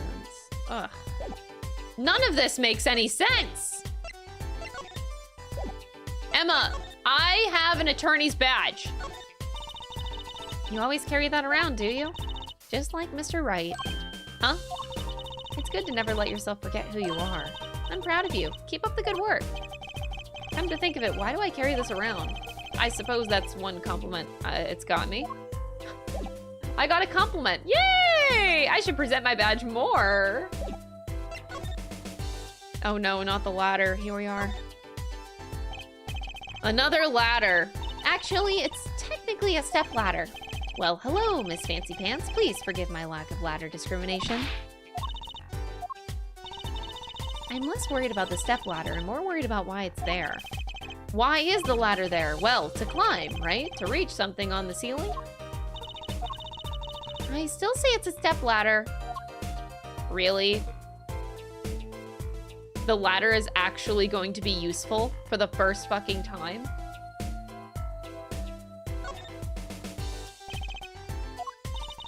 What's wrong, Apollo? Your mouth is catching flies. Nothing. It's nothing. Maybe that's how the killer escaped? That's what you were thinking, right? Yeah. When we arrived on the scene, the killer had already fled. He or she must have had a way out, and that air vent is one possibility. It's too small. Not if the killer were about your size, Trucy. I didn't do it! I was cutting up the dance floor at the time, thank you! I know. Of course, I don't think you did it. It's hard to tell with you sometimes, Apollo. Hey, what have I done?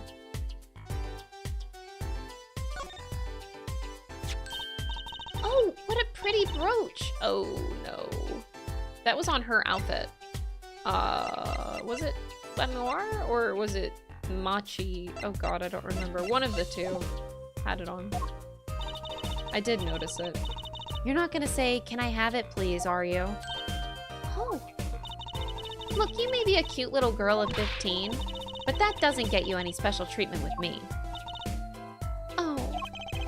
It's not healthy to envy the young, Emma. It's not about envy. It's about tampering with evidence. Note to self, Emma lacks a sense of humor. Use caution. You need to learn respect your elders a little. Something seems so familiar. Yeah, it was on one of the two. I just can't remember. I think it was Lamoire, though. Trucy's still after that brooch, clearly. No way. If you want one that bad, get your daddy to buy it for you. Daddy always says, Trucy, if you want something, go find or borrow it. Oh, and when in doubt, beg. Leave it to Mr. Wright. I should be concerned about Trucy's future. But I'm more concerned about the owner of that brooch.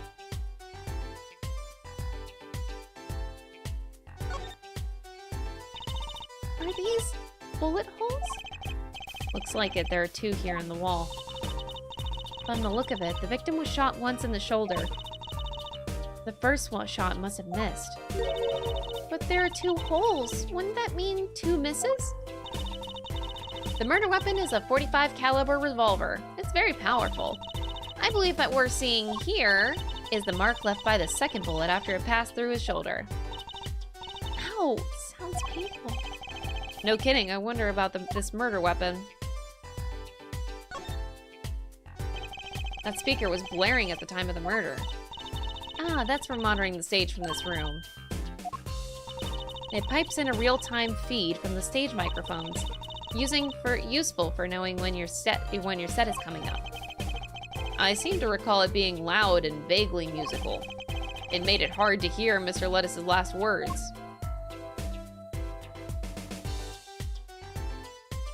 I didn't even get to the other side of the room yet. There's just so much fucking shit going on. There's another Gavineer's poster here. I'm just about sick of seeing these, personally. Maybe I'll tear it down. No tampering with the crime scene, Emma. Maybe there's something else I can tear to shreds. Don't look at me! Oh my god, how could you do that to Trucy? What's this poster? Let's see.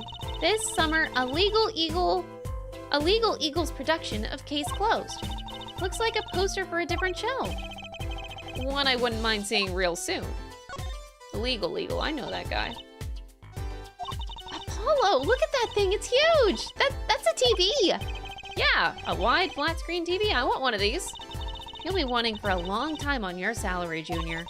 Wait till you're famous as famous as Mr. Wright was. Then, dream. I don't think Daddy was ever rich, even when he was in law. Great, just stomp on my dreams, why don't you? Oh, Apollo, can I eat some of those, please? Absolutely not. I know, but still I yearn. Look, you're not the only one eyeing that fruit here. Well then, what are we waiting for? Let's eat. Right. Whoa, stop it. Are you too crazy? Emma, you of all people should know better. But she's tempting me. She's a temptress. Please, grow up. What the fuck? I'm with a bunch of children in here. Fucking hell. Seeing those mirrors lined up like that makes me think I'm really in a dressing room. You are in a dressing room. This must be makeup. Never heard of most of these brands. Maybe they're Borginian? All I know is that they sure don't make for much of a clue. What an amazing bouquet. I mean, it's giant. Not sure I approve. It'd be better if this flower was a bit more... Oh. The flower fell right off. What happened to preserving the crime scene, Emma? It's fine. I'll just put it back, see? How scientific.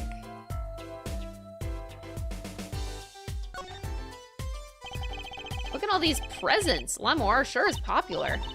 Oh, I wonder what's inside. We can't open them, can we? Probably not a good idea. You never know what you might find in one of these boxes. Bombs, razors, ransom notes, it could be anything. I'm never having a birthday party ever again. Oh! No, sweetie! Look, there's a little window over there. Maybe the killer escaped through that. It's barely big enough for me to get my head through. Not to mention it only opens a crack. What? I was just saying it's possible. Right. No harm in that. Except I'm pretty sure it is impossible. You could peek into that room through it, though, you know. Oops.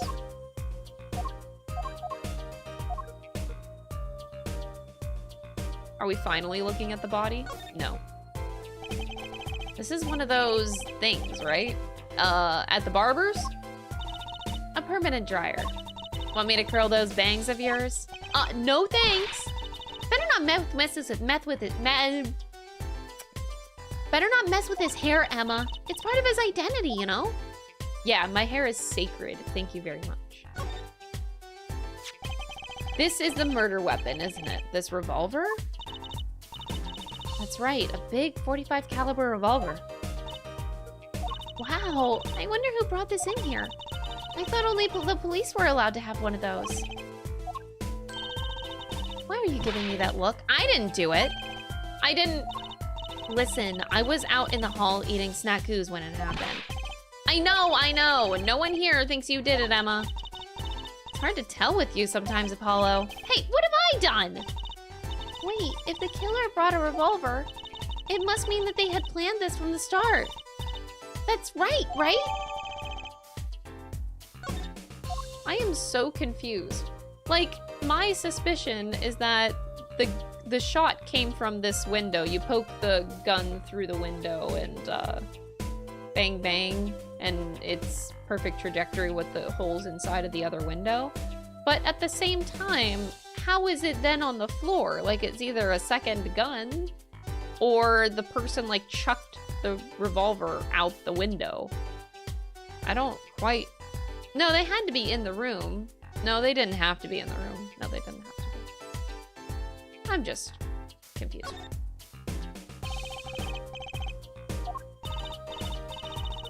You know, Apollo, I was wondering, what's a caliber and what does 45 mean? Huh? You want me to tell you? It's the size of that barrel.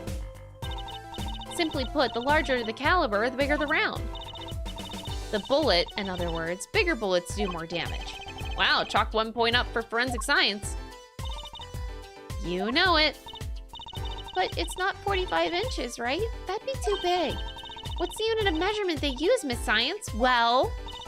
Hush, kids shouldn't ask so many questions. Oh, right. Just don't ask questions, bro. That's a body, isn't it? Yeah, you're looking at a dead body. Children looking at dead bodies, oh my god. Sure is, the victim no less. Let's take a closer look. Go ahead, Apollo. Oh, you know what? It could have been 2 different people. So, this guy... He's blind, though. I was gonna say, what if he was in the room and then left through the ladder? But he's not actually the one that did the shooting. It was somebody else. But then again, if you're blind, how are you climbing a ladder to get out through an air vent? I don't know. Anyway. Me? No, you should really go first, Lucy. Really.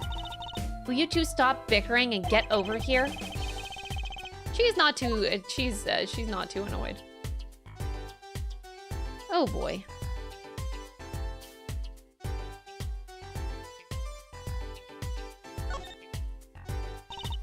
Apollo, look at his hand. He's holding something. Hey, no touching. You can throw all the snacks at me you like, Emma. But sooner or later, you're gonna run out of them. You raise a good point. I'm a bit intrigued by this scene. Let's take a look. See there? He's holding something. A keyring? Oh, no.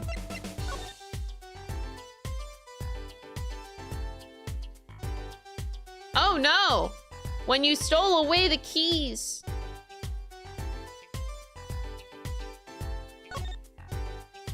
Was there an affair?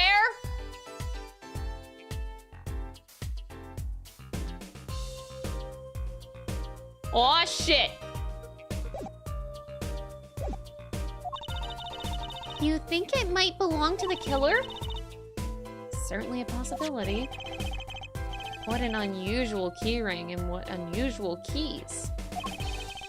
This could be a vital clue.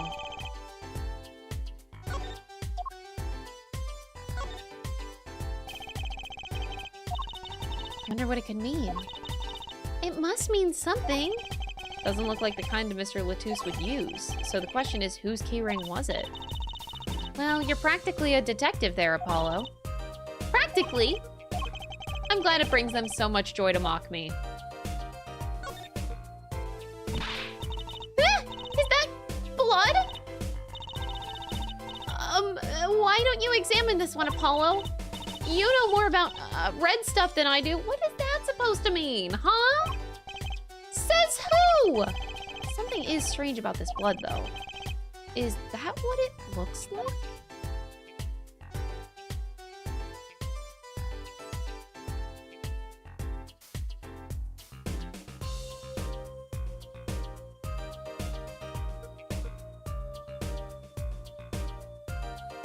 Oh boy.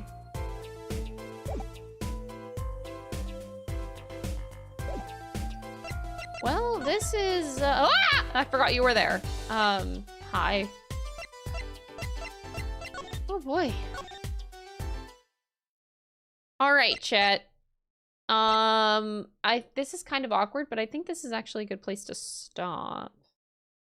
Because then tomorrow I can start with investigating the stage area for the first time. But yeah, I think this is probably best since I have my appointment here soon. But yeah.